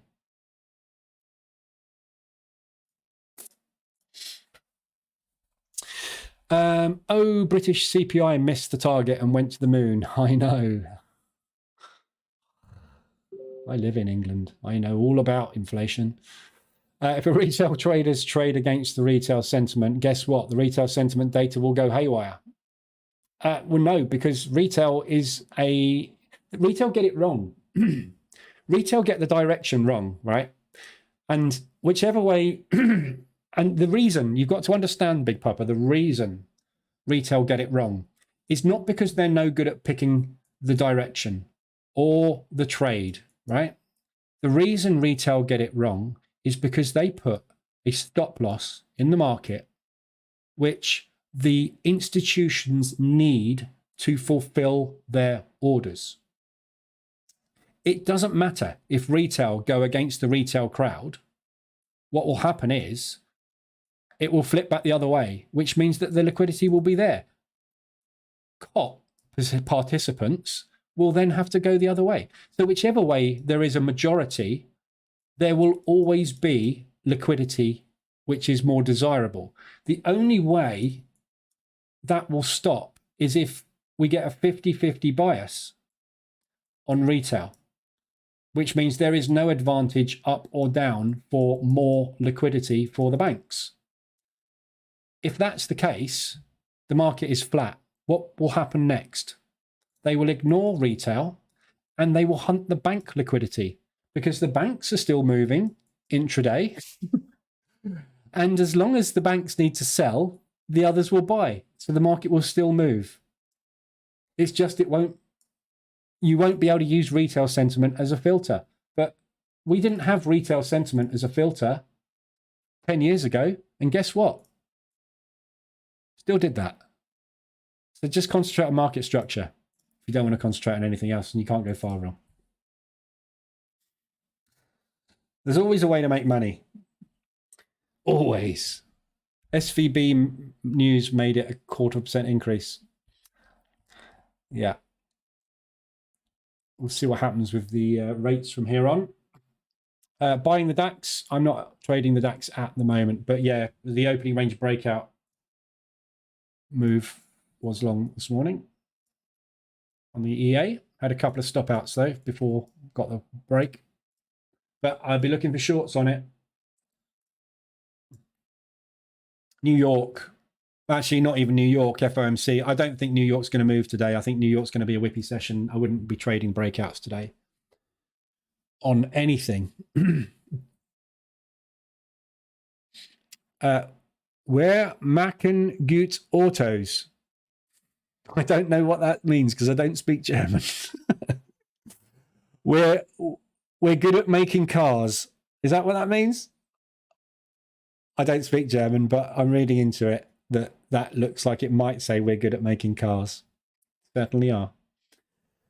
Internal injury, you need to look at traditional Chinese medicine. When did the accident happen?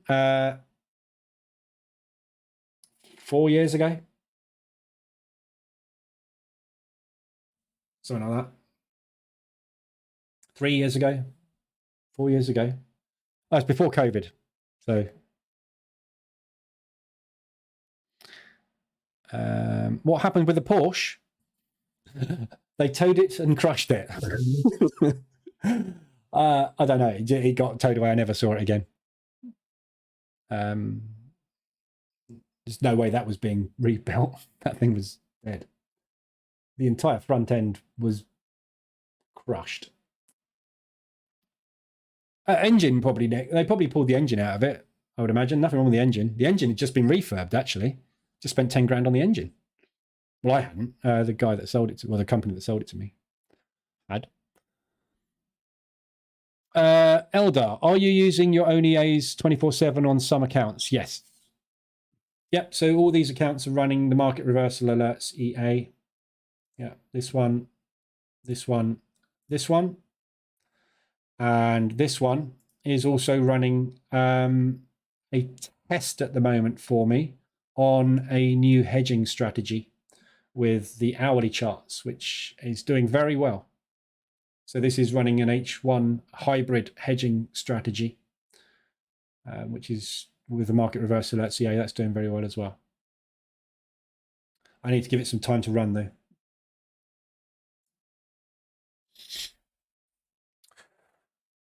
At least you have comprehensive cover as well as she, because insurance is mandatory in the UK. Yeah. God, I'd never want to live in a country where insurance wasn't mandatory. If you get hit by an idiot and the idiot drives off, what do? You have to chase him with a gun, I guess. I don't know. And in the UK, we just go, whatever. Phone the insurance company, you just get paid. Or repaired, whichever. We go short or buy EuroCAD. At the moment, I wouldn't do anything because FOMC later is going to... actually, yeah, no, I'd go short. But FOMC later is going to decide the direction of this today. So it will either come down on US dollar strength or pop on US dollar weakness. But obviously, I don't have a crystal ball. Therefore, I can't tell you which way FOMC is going to go, but tune in at 6 o'clock and you will find out. Well, don't tune in here because I won't be here, but go and watch the news. Skoda is technically German. Yeah, it wasn't a Skoda. It was a Kia. I got that wrong. I was trying to remember what the Sportage is. I can remember. It's Kia Sportage. Of course, far away from Porsche quality, yeah. Well, that's why she had broken hips and legs and all sorts of stuff, because that thing crumbled. Do you know what the reason was? The reason really was that the engine on my car was in the back. So therefore, the engine couldn't crush my legs. Her engine was in the front. That's what happened. So yeah. So rear engine car lesson. Buy one.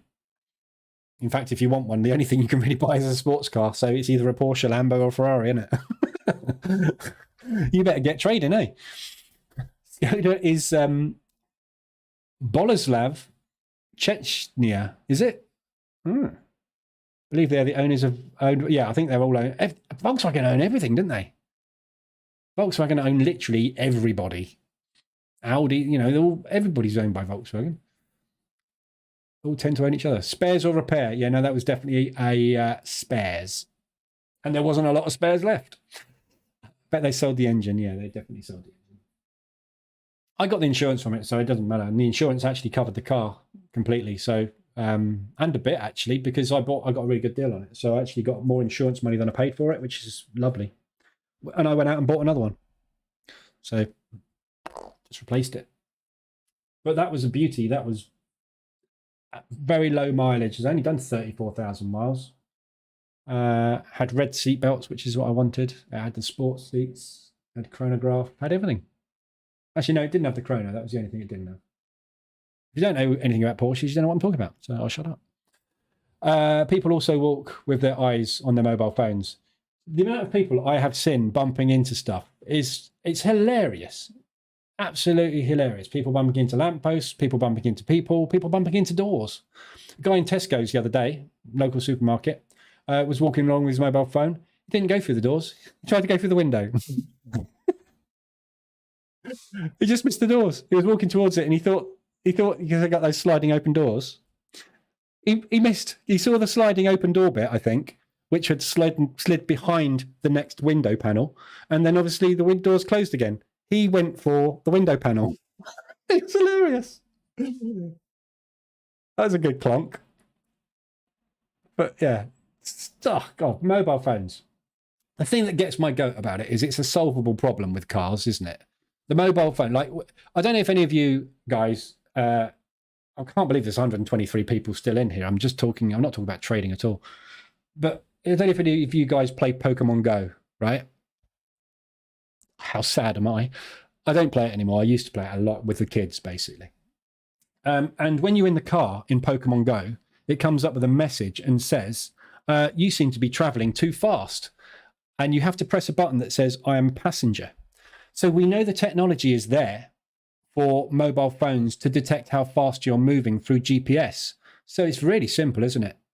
Program into all mobile phone operating systems. If the phone is moving at more than 20 miles an hour, maybe 30, because there's some fast cyclists out there. But if it's doing that, shut down all operation. Instant solve. No one can use their mobile phone. Therefore, nobody will crash their cars because they're on their mobile phones. The technology exists. They won't do it. It's really simple. You need to make a phone call? No problem. Pull over. Oh, I'm not doing 30 miles an hour anymore. Mobile phone comes back to life. Such a simple fix. Really is a simple fix. And it would save thousands of lives. Probably tens of thousands. But they're not doing it. But it's down to Apple and Android, isn't it? It's down to Google and Apple. They can solve the problem with an update. Someone will obviously come out with a hack for it, but the 90% of the population that don't know how to hack their phone, if they can't jailbreak it, that's it. It's solved, isn't it? Don't know why they don't do it. They are mobile traders during news events. Yeah. Yep. People driving along. It's FOMC on the way back from work. Quick, I need to get a trade on. Tap, tap, tap, slam. Oops. That's an expensive trade, wasn't it? Also makes you rethink your life. When you've been in an accident like that and you've walked away from it, the next time you have an accident like that, you might not. It really changes the way you look at stuff as well. More important things in life than cars, money, all that sort of stuff. What do you think of Euro US dollar clips? I've just done Euro US dollar. Short at the moment, but will change dependent on FOMC at 6 o'clock. You need one of those if you can predict direction.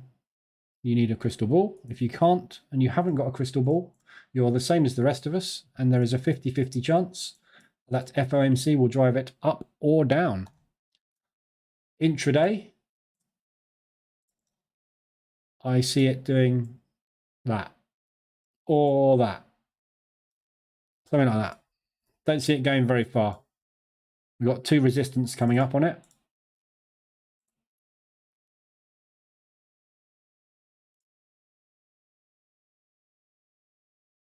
I'll be looking for shorts at the moment. The only thing is Uber drivers using the app for their maps. Then Uber need to come out with an app. They need to come out with a device that they give to their Uber drivers for maps. SatNav. I have SatNav in my car. My car SatNav talks to me. I don't need my mobile phone for my car to tell me where to go. It talks to me. I don't even need to look at a map. It tells me where to go. You just listen to it. Is EuroCAD a good short? Thanks for the follow. Thanks for the follow. Sorry, I missed you, Lucas. And CEO Tony and Seb, welcome aboard. What did you say? EuroCAD. So all the euro pairs at the moment are longs. Obviously, that might change later with the Canadian dollar, but the only reason that is a +5 is because of retail sentiment at the moment being short. So it's a long. But again, everything's going to change. You know, there's no point in looking at anything at the moment because it's all going to change this afternoon. But I've got a beam reversion trade on this at the moment because we've got a 4-hour RSI extension. So I'm looking for it to trade back into here. There's potential for it to come down here, but I don't think it'll get that far. We're up at resistance at the moment. So on resistance, right where we are now, there's a good chance that we're going to get a reversal alert tapping into this area. There's a good chance we'll get an M pattern reversal back down into here or here. It will come down there at some point, but you know, everything FOMC, it's either going to do that or it's going to fly out the top. Nothing's going to happen until 6 o'clock this evening. So Dax seems to be stalling as well at the minute. Aussie dollar yen. I think that's what ASD JPY means. Aussie dollar yen. So all the yens are looking like they're returning to origin. So this is the origin of the safe haven rush. We have made a new low though. So market structure at the moment is short. So there is either going to be a continuation short or a return to origin from where we are right now. So it's not a very good place to be looking for a trade. There's more chance of a pullback at the moment right now. So right now I would be looking M5 for a reversal alert, which you're just about to get. And I'd be playing it back down.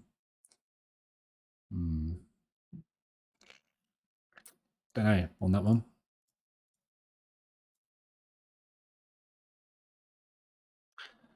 Depends how long you want to hold it, but it's coming down to there at some point and probably down to there. Look for the propulsion targets, basically. Market moves from propulsion to propulsion. So, you know, propulsion gaps all get filled. Yeah, we've got propulsion gaps to the downside, which is still in play. So it's coming down to here at some point. It's got to get up there first, though. I don't know with Aussie yen. It's difficult because this is a safe haven rush. We were in a bear market before the safe haven started. So if you look at the Aussie fundamentals, they're not great. It's range bound basically, but the fundamentals aren't great. So you have to say that the yen will be the most powerful currency depending on whether or not they pump it. So I'd be more looking for shorts than longs, in which case I'd be much more interested in shorting it up there. But it's extended on the hourly at the moment. So you've got a good chance of a next leg down starting from where we are. Thanks. Oh my God. Thanks for the follow, Waverley. And Abhishek. Welcome aboard.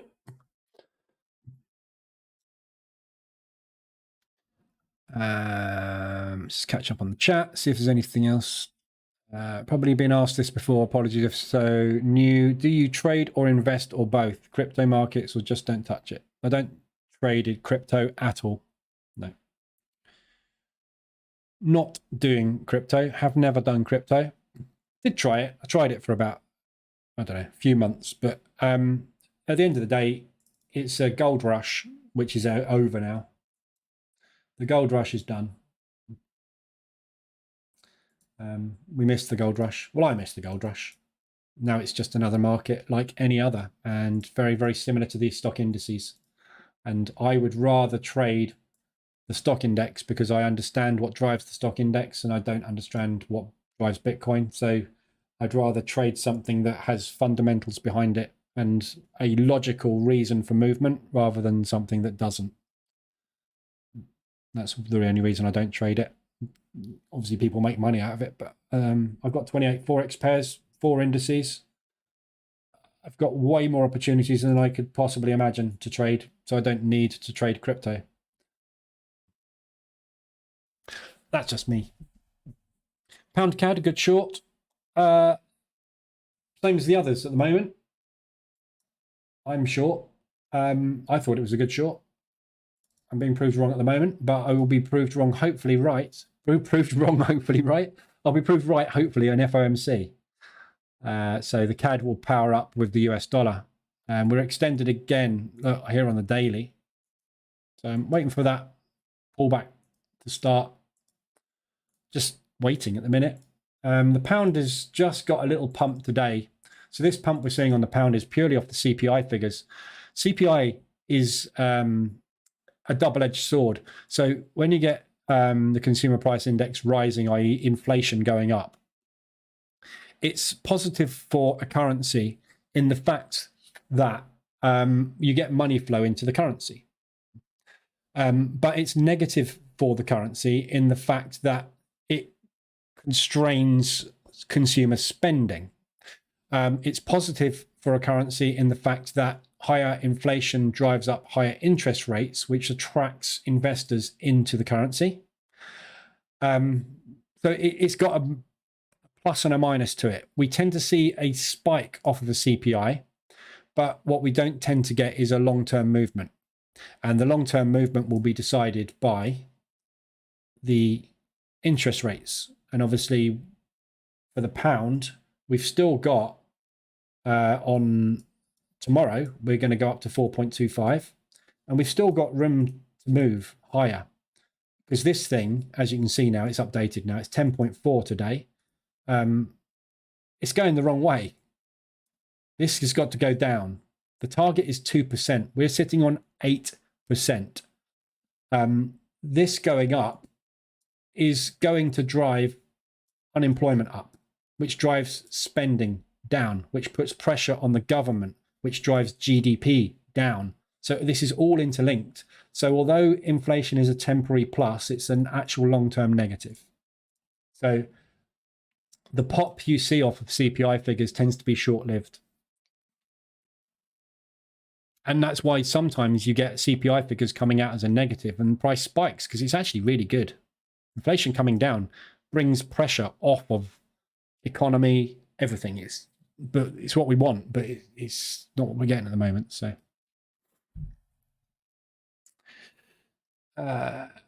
what time is the FOMC meeting UK? 6 o'clock. 6:30 is the press conference. The bit that you're interested in, though, is the press conference. That bit. When that's finished, then you'll get the move, the real move. The real move, yeah?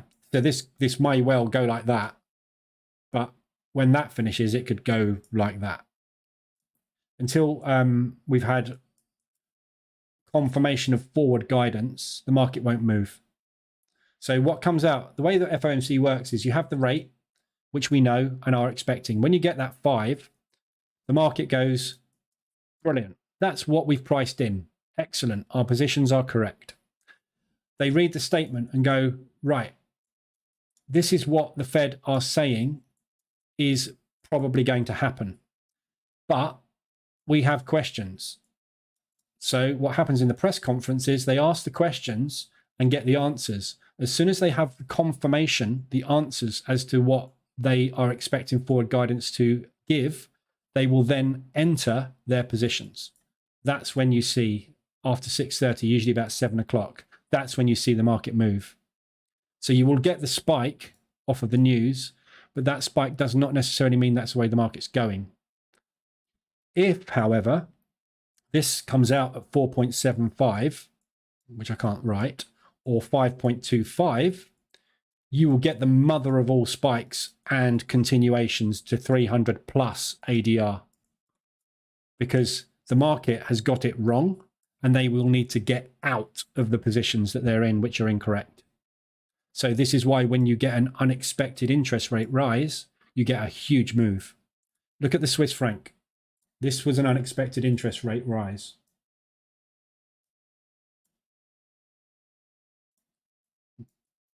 They were forecast not to change their rates. They decided to put 0.5% on. The market was wrong, really wrong.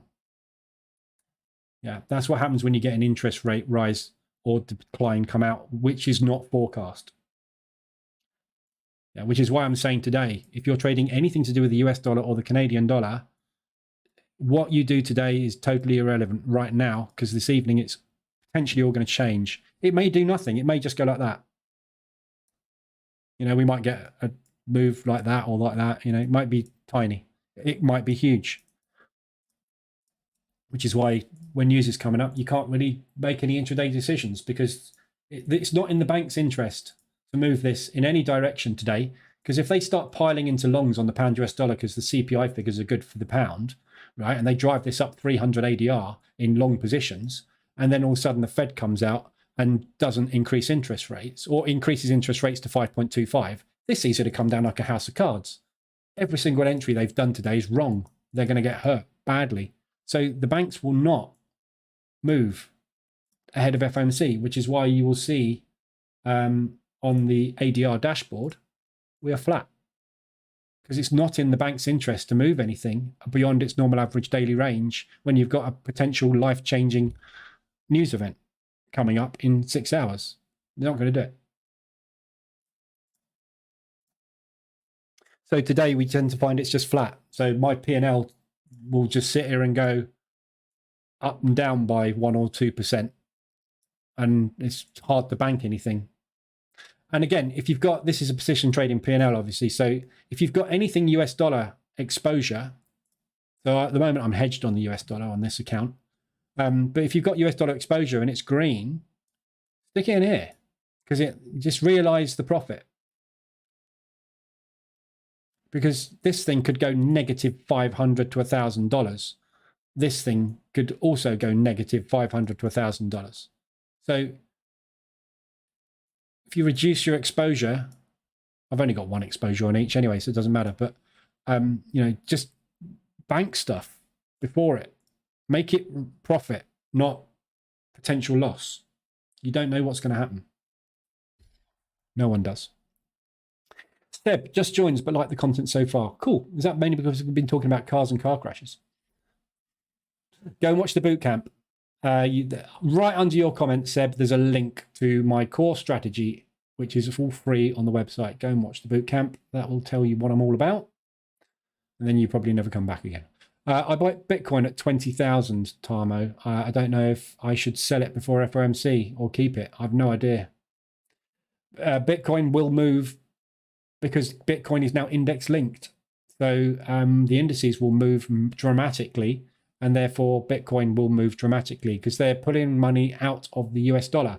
Bitcoin is across with the US dollar. Yeah, BTC USD. Yeah, if the US dollar pushes hard, this will drop. If the US dollar drops hard, this will pump. Again, I have no idea which way it's going. So it'll go up or down.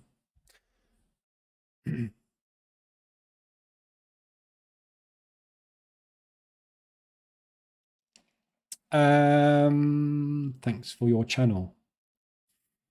That's okay. You can have it. Greed drives Bitcoin. Yeah, exactly. I'm not interested in trading anything that hasn't got a fundamental basis. Yeah, this thing is driven by stuff that I don't understand, and you can't trade if you don't understand. You've got to understand the underlying mechanics of something to be able to trade it. Can you use Fabio from ADR? Can you use Fabio from ADR low 42% to 42 to high 42 for entry? Got to go. Cheers. You're off, Big Papa. See you later. Can you use Fabio from ADR low 42? I don't understand what you mean. I don't understand. Who's Fabio? I'm misreading something, maybe. I don't know. ADR, right, so that's ADR low, that's ADR high, yeah? So are you saying, can you trade from there to there? Is that what you mean? ADR is basically just Fibonacci. Oh, Fibonacci. I don't know. I don't trade Fibonacci. These levels are dynamic. They change throughout the day because the ADR is measured from the high of the day to the low. That gives you the average daily range, and from the low to the high by the average daily range. So you couldn't put a fib on it because it changes. You'd have to change your fib every time you get a new high or low. So I don't know. I've never even looked into a strategy like that. So I don't know, but you go try it. You tell me. Keep the crypto. It's a long-term play. It's only a long-term play if it goes up. My forecast is 0. No one's adopted it. Yeah, we've had crypto for a long time. We've had a rally for a long time. There is no commercial entity in the universe adopted it. Does that tell you it's going up or down or disappearing because we're not interested? I would say the latter. For someone like Tesla to turn around and accept payment for their cars and then withdraw it, it means that it isn't something that the commercial world wants to adopt. So it will still be there as an underlying thing. It's not ever going to replace currency. Tomo. Oh, yeah, thanks. Durpan. Yarp. Derp. I've got to stop saying that. My reversal EA shows Euro US dollar RSI M5 at 63.55, whereas the Indy in the chart, both 14 median, shows 63.87. Happens on every pair. So basically, the EA works on candle close. Yeah. So the RSI measurement you have here is the last closed candle reading. Yeah. Not the live candle reading. That will be a totally different figure to what the last closed candle was. So only trading on candle close. The reason for that is an RSI, let's say the RSI 80 line is there. On the 4-hour chart, if you get a movement like that within 4 hours, what will happen is you will get a signal, no signal, signal, no signal, signal, no signal, and you get constant signals and no signals. Yeah, and then it will close down there, having given a reversal alert, and fly. You won't be in it because at the time the reversal alert happened, that wasn't extended. That is still a good trade. So we wait for candle close above the RSI extension, and we take that reading. So it will never match your live reading on RSI, which is taken this. Look, if you look at it on a 1 minute chart, you watch this here. This will flick up and down, up and down, up and down. RSI changes constantly.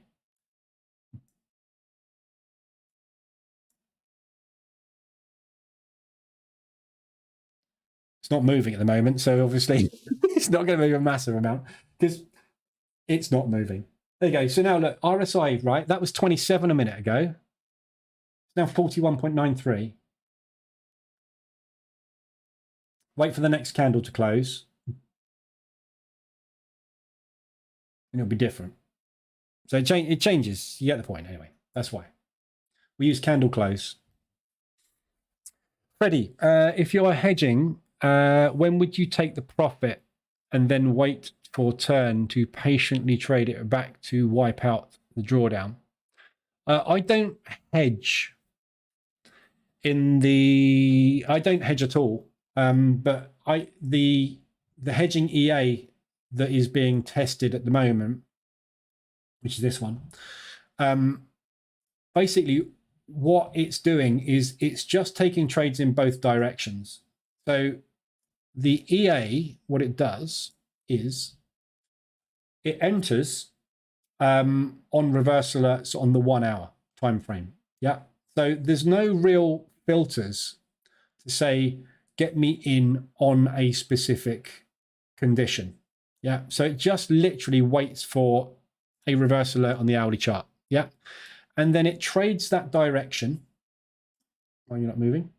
It trades that direction until it gets to a profit of, where's my profit gone? Half an ADR. There we go. Yeah.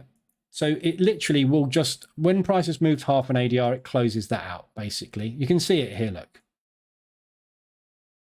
Yeah, it just banks $150 at a time, roughly. Something like that, $130, $150 at a time. It just banks roughly $150 a go. So if we enter on an H1 reversal alert and it moves up half an ADR, we will be out of that position before the next reversal alert. And then we get in on that one, we get out half an ADR, and then we get in on the next reversal alert. So the idea is it's not always in, but it's always trying to get in on market structure shifts. The only times it struggles is if you are in a position, it gets out and then it gets into a position and it goes against. What it's then doing is looking for half an ADR of movement to get out in a traditional position trade.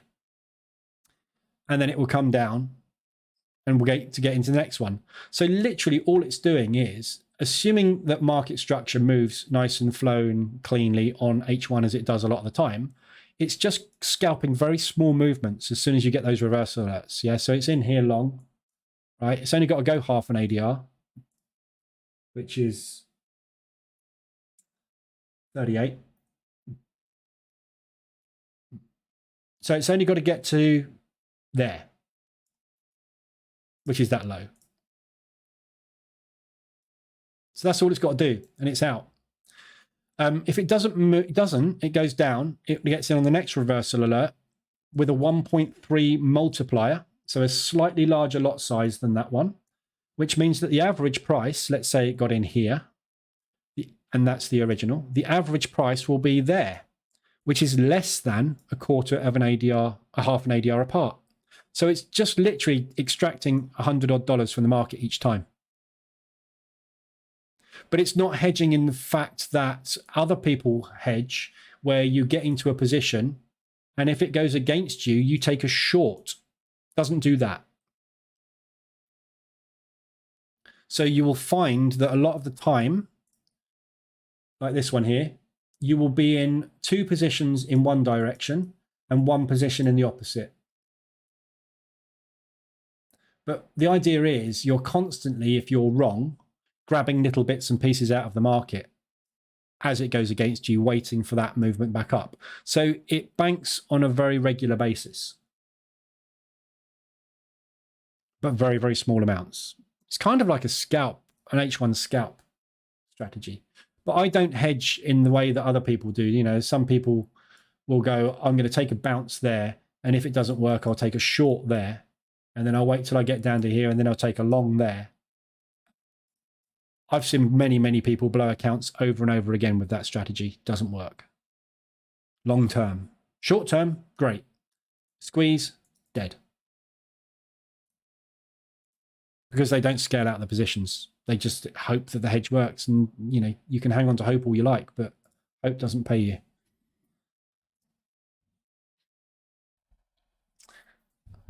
Where am I located? UK. People only buy Bitcoin to sell it. That's the idea of trading, isn't it? Buy it, sell it. That's called trading, as Termo just said, yeah. Yarp. I'm new here. Can you give an example of how you decide to take a trade and when to exit? Yeah, I'll give you a quick overview. There's 107 people still in here, so I'll give you a quick overview.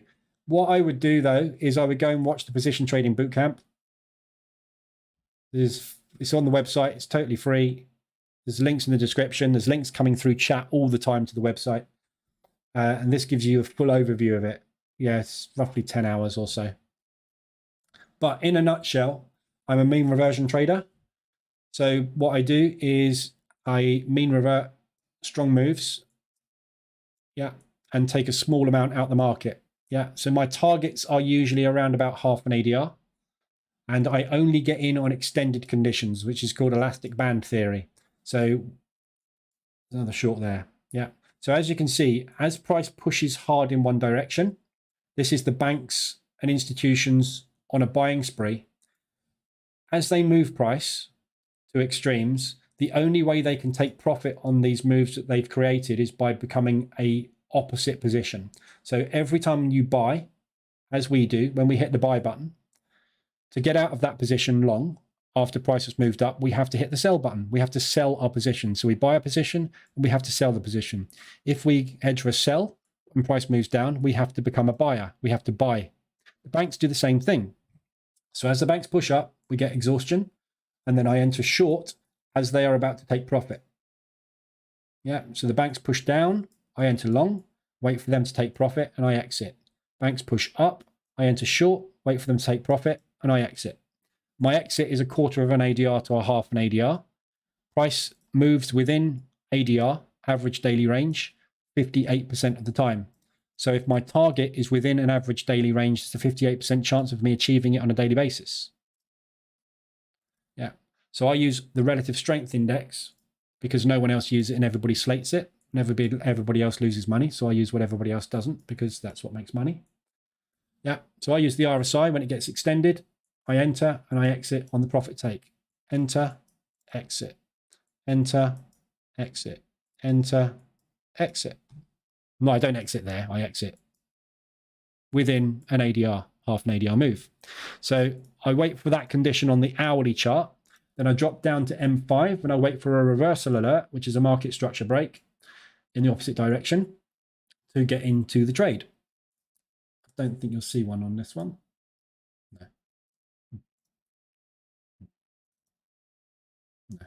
No. So yeah, I wait for the reversal alert, which is a market structure break. That tells me that the buyers have stepped in this case. And in this case, when this one reverts, we will have the sellers stepped in. So as the buyers were moving up in control, as soon as I see signs of sellers coming on board, which is typically the banks exiting their position, I get in assuming that the banks are going to go down. If the banks go down, brilliant. If the banks don't go down, I wait for the banks to go down because they've just bought the crap out of it. They've got to go down because if they don't go down, they can't make any profit. Very, very simple. So all I'm doing is I'm riding the waves of the bank. But the difference between me and virtually all other traders out there after this advert has run for Fidelity is everybody has the same problems. Oh, shush me. Yeah, which is this lot here. Really bad quality. Yeah. So the way that I trade eliminates all of this here, which is everything that everybody in this room will identify with being their problem. You are all of these or at least half of them. You wouldn't be here if you weren't. Yeah. So by eliminating the stop loss, you eliminate everything that you see here. Yeah. So every trade I take, you'll see can go against me as much as it wants to, because I don't put an order in the market to say, make my P&L smaller, lose me money. Yeah. I let the move play out. So when you get an entry and you use a stop loss, what you're doing is you're entering a market which the banks are hunting to fill their positions. So every time you place a stop loss order, what you're doing is you are telling the market to get you out with a loss. If you remove that order, what will happen is your P&L will just bank the profit when the profit arrives. You cannot time when the profit will arrive because you are not a bank. Yeah. So every single one of these things you see here is a problem for most traders because of one simple reason. Yeah. You are trying to time your entry into a market which is not possible to time an entry to because you have no control over the direction of it. You are trying to time an entry into a random object. Can't be done. Every now and again, you're going to get one and it's going to go and you're going to go, woohoo, look at me. Over 50% of the time, it's going to take you out at the stop. Yeah. Getting in just as the market turns the other way. Not being able to hold on to your winners. Not being able to get those sniper entries. Trying to pick the tops and the bottoms and failing. Because all of that lot, you think this system's crap. So you move system. You get a new system and you start trading that one. But it's an unreliable strategy and it makes you cross. It makes you a revenge trade. That makes you want to get on the trades because you might miss out on them, which causes you more stop losses. Everything you do in trading is because you're trying to achieve that, which is not achievable. And the reason it's not achievable is because the market moves up and down completely randomly based on what the bank's order book needs to execute. And the banks don't even know every morning which way they need to move the market because they don't know what orders they've got on their books. So they can't even predict it. How the hell are you going to? So if you stop using the stop, you know that after a period of time when there's been a strong move in one direction, there will be a correction in that move. You can see it on your charts in the form of the bank orders here. Yeah, bank order, push, bank order, push, bank order, push, bank order, push, bank order, push, bank order, push, bank order, push, bank order, push, bank order, push. There's a bank order there, there's a bank order there, there's a bank order there, there's a bank order there. Which way is pound US dollar going to go next? Answers on a postcard. We are extended. We've pushed hard. They are long and need to exit their positions to make money. What will they do next? Hit the buy button or the sell button? Yeah, it's just market movement. So that's all I trade. So if you are trying to do that, you are constantly trying to be right. You won't be right because you can't control the market. So if you remove the bit that makes you lose money, yeah, if you stop focusing on this and instead of trying to be right, try to be profitable, you will. That's what I teach in the bootcamp. And that's what all my indicators and my EAs do. So the market reversal alerts EA running here and here and here is running different strategies based on the same concept. And they're all doing different things, but they're all doing the same thing, which is extracting money out of the market on cycles. In a nutshell, that's what I do. The full 10-hour version of what I do is here. Ta-da! There you go.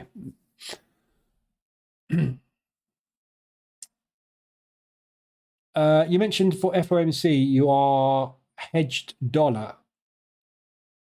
Yeah, basically I've got a position long and a position short on the dollar at the moment. So it doesn't matter which way that goes. I'm going to make money, aren't I? I'll deal with the other one later.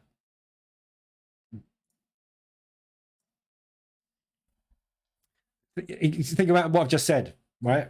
If I'm on pound US dollar, let's say I'm on pound US dollar short, right?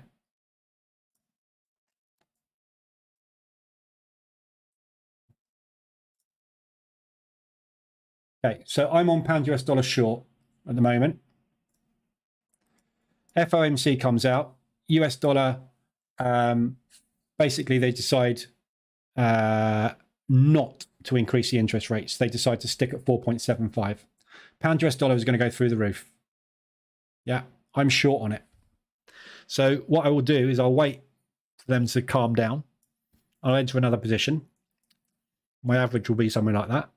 And then when they hit that resistance and the limit orders trigger from the long-term position traders that are looking to go short on it, it will come back down again and I'll exit the position. If the US dollar come out and they go, actually, we're going to go 5.25%, not 5%, this thing's going to come down screaming. It's going to come down to fill that gap and potentially fill that gap and potentially fill that gap. And then it will come back because everybody that is short on that speculative move will need to get out. So it will pull back that way. So it's either going to go there or it's going to go there. So when I'm on a hedge, like I am now, where I'm long and short, either the New Zealand dollar CAD long, sorry, that's not right, the New Zealand dollar US dollar long will hit target and get me out, and the Euro US dollar short will go into drawdown and need a second position, or the opposite will happen. Euro US dollar will hit target and become realized profit, and the New Zealand dollar US dollar will go into drawdown and need a second position. It doesn't matter, does it? Because all I do is enter positions. When they get to a level I'm happy to bank, they get banked, and I deal with the ones that aren't with drawdown control and just scale out of those ones gradually and wait for them to come back. So pound New Zealand, for example, 1 sec. Sorry, bear with me 1 second. I just got a door delivery. 1 sec.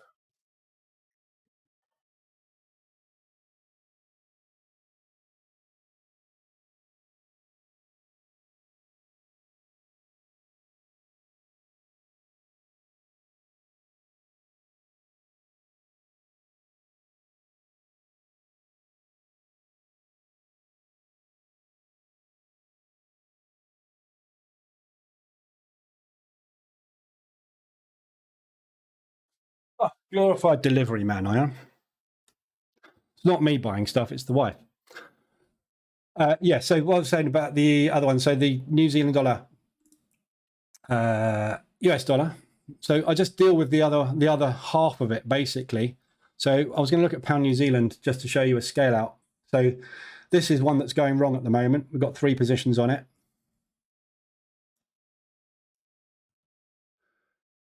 I thought I'd scaled out some pound New Zealand today. Did I not? Pound CAD, sorry. Pound CAD I've scaled out of. There you go. So got in short there. Didn't work out. Had to take 2nd and 3rd positions. Still haven't worked out. So scaling out of this one. Well, the EA is scaling out of this position. So everything that works, literally, in, out, banked, in, out, banked, in, out, banked, in, out, banked, in, not going well. Scale out of the position, reduce the sizing down. Yeah.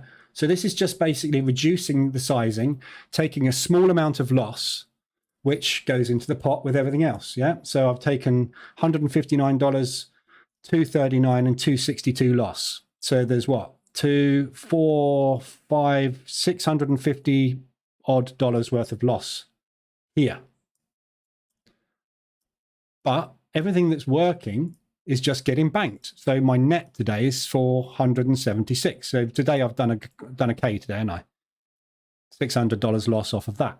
So just by literally focusing on what isn't working, what is working will just look after itself. Your job is to focus on this. As a position trader, you are a portfolio manager. You are trading positions. And positions consist of multiple trades during market waves. So sometimes you'll be in 3, sometimes you'll be in 6, and it will go horribly wrong. You'll get into a squeeze. Crap happens. Yeah, deal with it. We just scale out of it. We take some losses. We just make sure that the drawdown is controlled, which is why it's called drawdown control in the course. And we realize as much profit as we can. The very worst case scenario, right? If everything goes horribly, horribly wrong and this jumps up to something like 10 to 15% in drawdown, what have you lost? Nothing. You're in 10 to 15% drawdown. If that's gone up ridiculously high, what's the next move that's probably going to happen? So let's enter some aggressive positions up there and wait for that to come down. And then that will suddenly drop down to nothing and become realized profit. And this will jump up to 15% or something like that. I've been in the live room many times before a news event, sitting on 15, 10 or 10, 12, whatever percent of drawdown, which is normal. Not that normal, but it happens. AM session, I'm sitting on that. We have a news event come out at lunchtime. I come on in the afternoon and I've banked 5, 6% and I'm sitting in 2% drawdown. It happens that fast because to get into drawdown quite often will take a while to build, and one news event will completely wipe it out. It's gone. Because if you've got into drawdown, it means that the market's pushed further than we expected it to. What does that mean? They've got even more profit on their books. Elastic band theory. They're more stretched than normal. So the snapback is faster, harder, quicker, and more powerful because of the amount of exhaustion. Look at the RSI. Look at what happens when you get these extensions. Hourly is probably better to look at. Look at what happens when you get these extensions, which are really, really extreme. There's only those 4. Look. Size of that snapback. Boom, collapsed. Big push to the downside. Boom. ADR hit to the upside. Huge push to the upside. ADR. Huge push to the upside. ADR. Another one. This is one, right? So this is a squeeze. Didn't quite get out on that move. I could have. There was an exit there. Didn't take it. Should have done. Oh, deal with it. That's cost me $600. But it's extended again. What are we expecting? Yeah. Look what happens. Propulsion move. Bank move. What did it do? Come back to it. Come back to it. Come back to it. What have we got below us right now? Where's it going? Yeah. I just don't know when.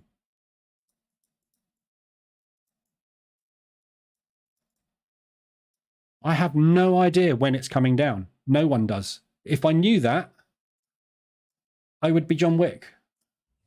I'm not. No one is. We have no crystal ball. So stop trying to time the market. Stop trying to get the direction right. Get in, get out when the market gives you profit. Simple as that. Obviously, you don't use 1% risk per entry, because if you use 1% risk per entry, you're going to blow your account within days. So we scale our entries back. We scale back to very small risk. If it goes against us by 1 ADR, the worst case scenario is we're sitting in 1 ADR of drawdown. Less than 1%.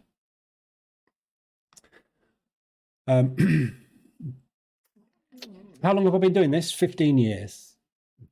15 years this year in May. Actually, no, probably 15 years now, actually, because I started, I always know how long I've been trading because my eldest is however old he is, plus a bit. Because I basically went, oh my God, I'm having a kid. Crap, I haven't got enough money for a kid. I need to earn some extra money. So that's when I started looking into retail trading. 15 years later, I just about cracked it. Your ADR is from TradingView or MT5. It's mine. It's my indicator that I created. MT4 you're looking at. MT4 and MT5. I don't trade on TradingView. Tamo, so you are saying you don't use a stop loss at all? No. How many trades do you take a day? No idea. However many the strategies tell me to take. Do you use any leverage? Yep. Everything uses leverage. Do you ever compound your positions? No. Go watch the course. Everything's explained in there. It will tell you everything you need to know. Is there a difference between trading market structure and price action? So market structure is part of price action. Price action and market price action is basically where's it going? Yeah. So what most people tend to class as price action is candlestick patterns. Yeah. So bullish engulfing is price action. So the price action was more bulls than bears there. Yeah. Market structure is basically support and resistance in a nutshell. So market structure basically tends to move in waves. So you get a push and then a pullback. Then you get a push and a pullback. Yeah. The pullback tends to be to support and resistance.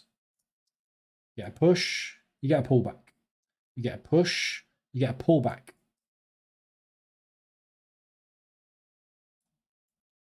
Previous resistance becomes support. You get a push, you get a pullback. That creates market structure. Market structure is literally just a peak formation low, which is the lowest point before a new high is created, and then a higher low than that one, and then a higher high, a higher low, a higher high, until you get a lower low than that one. That's what we call a market structure shift. And that's what this indicator shows you, is when there's been a shift in structure or potential shift in structure. So there, if that breaks down below there, that's a market structure shift. This is the market reversal alerts indicator. So it's basically alerting you to the fact that the market is reversing. So if the banks are pushing the market up, when do we want to get in? when they are starting to sell. This is the indicator that tells you that the shift in buyers and sellers has changed to the opposite direction. So that's probably when we want to try and start our move. Is it going to be right? Can we time it? No. So these will fail. Yeah. Entry, entry, entry, all failed. But is there any point in me taking a 3% loss on my account? No. Why would I possibly want to give the market 3% just because I can't time something that's untimable?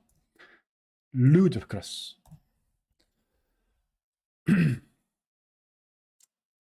Tesla then yesterday went 8% green and it's up pre-market already. So how does that work? I don't know. I don't trade stocks. Hello, I'm from India. Hello, I'm from the UK. Nice to meet you. Fantasy drama. Someone's just subscribed. Waverley. Sorry, that was 43 minutes ago. I'm behind on the sub. Sorry about that. If you're still here, welcome aboard. If you're not, sorry about that. Watch the replay. Thanks for your answer to my earlier question about FOMC hedge scaling out of the drawdown. Yeah. Freddie, is your RSI 30, 70 or 20, 80? My RSI is 70, 75, 80 and 90. So I like my entries vary. So my favorite is 75. So most of my entries are taken at 75. But it doesn't matter too much. The only reason I use 75 is if you look here, there's 375 RSI hits within that period there. Yeah, there's 3 of them. There's only there's 370 hits within that space there. There's only 175 hit there, and there's only 175 hit there. Yeah, so that extra little extension on RSI just gives you a slightly tighter signal. However, you will miss a load of opportunities on 70 that just goes pop and down. You'll miss all of those. If you only take 80s, your strike rate will go through the roof. However, your trade count will go through the floor. It's totally up to you, whatever you use. I also adjust the RSI every now and again. So at the moment, I'm using 14s on the hourly and the 4 hourly. Normally, I would use as higher 21 RSI. But market is contracted at the moment. The ADRs are tight. So I want to use something that's a little more tuned to market conditions. But at the end of the day, it doesn't matter too much. What do you think will happen to the dollar today? I have no idea. Not a clue.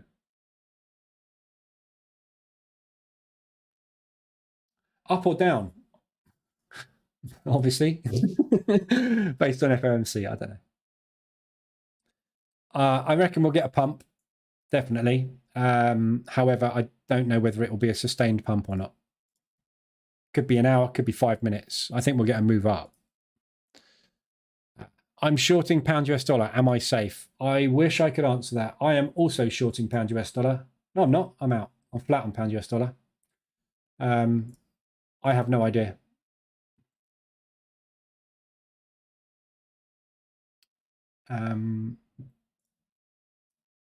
If you're shorting it on that reversal alert, I would get out before FOMC. I've just checked pound yen.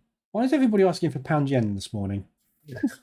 Everybody is interested in pound yen this morning. I'm short. Just got short on pound yen. I think it's probably coming up to here. But hopefully it will do that before it does that.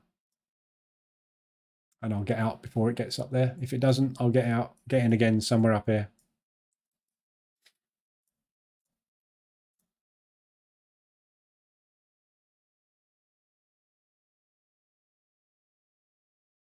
All right, I'm going to leave it there. It's 10 to 12. I'm back on at 1:20. Look at that. I get an hour and 20-minute break before the US session opens. I can't wait for the clocks to change and the market opens at 2:30 again. I get more time to live. Right, so I will be back at 1:20 for the New York session. There's no news to worry about. And yeah, hopefully we'll get some decent move off of FOMC. I'm not expecting much this afternoon. I think this afternoon's session might be quite dull and short, to be honest, because I'm not expecting much this afternoon. The DAX is rejecting up in this propulsion gap at the moment. Again, so we've taken out that high. We're running into the resistance. We are holding there. So I like this short because I think the gap fill's coming. So we might get that in New York. So I think that's probably a good short. If you want to use a stop loss. Scalping, I use a stop loss on M5. Got a lovely target down there to aim for. So A-shaped recovery today because they're not going to want to move much on the stock market ahead of the FOMC news. So there's absolutely no reason why we wouldn't get an A-shaped recovery today. So looks good for a short, but I'm out today. I'm not playing with it today.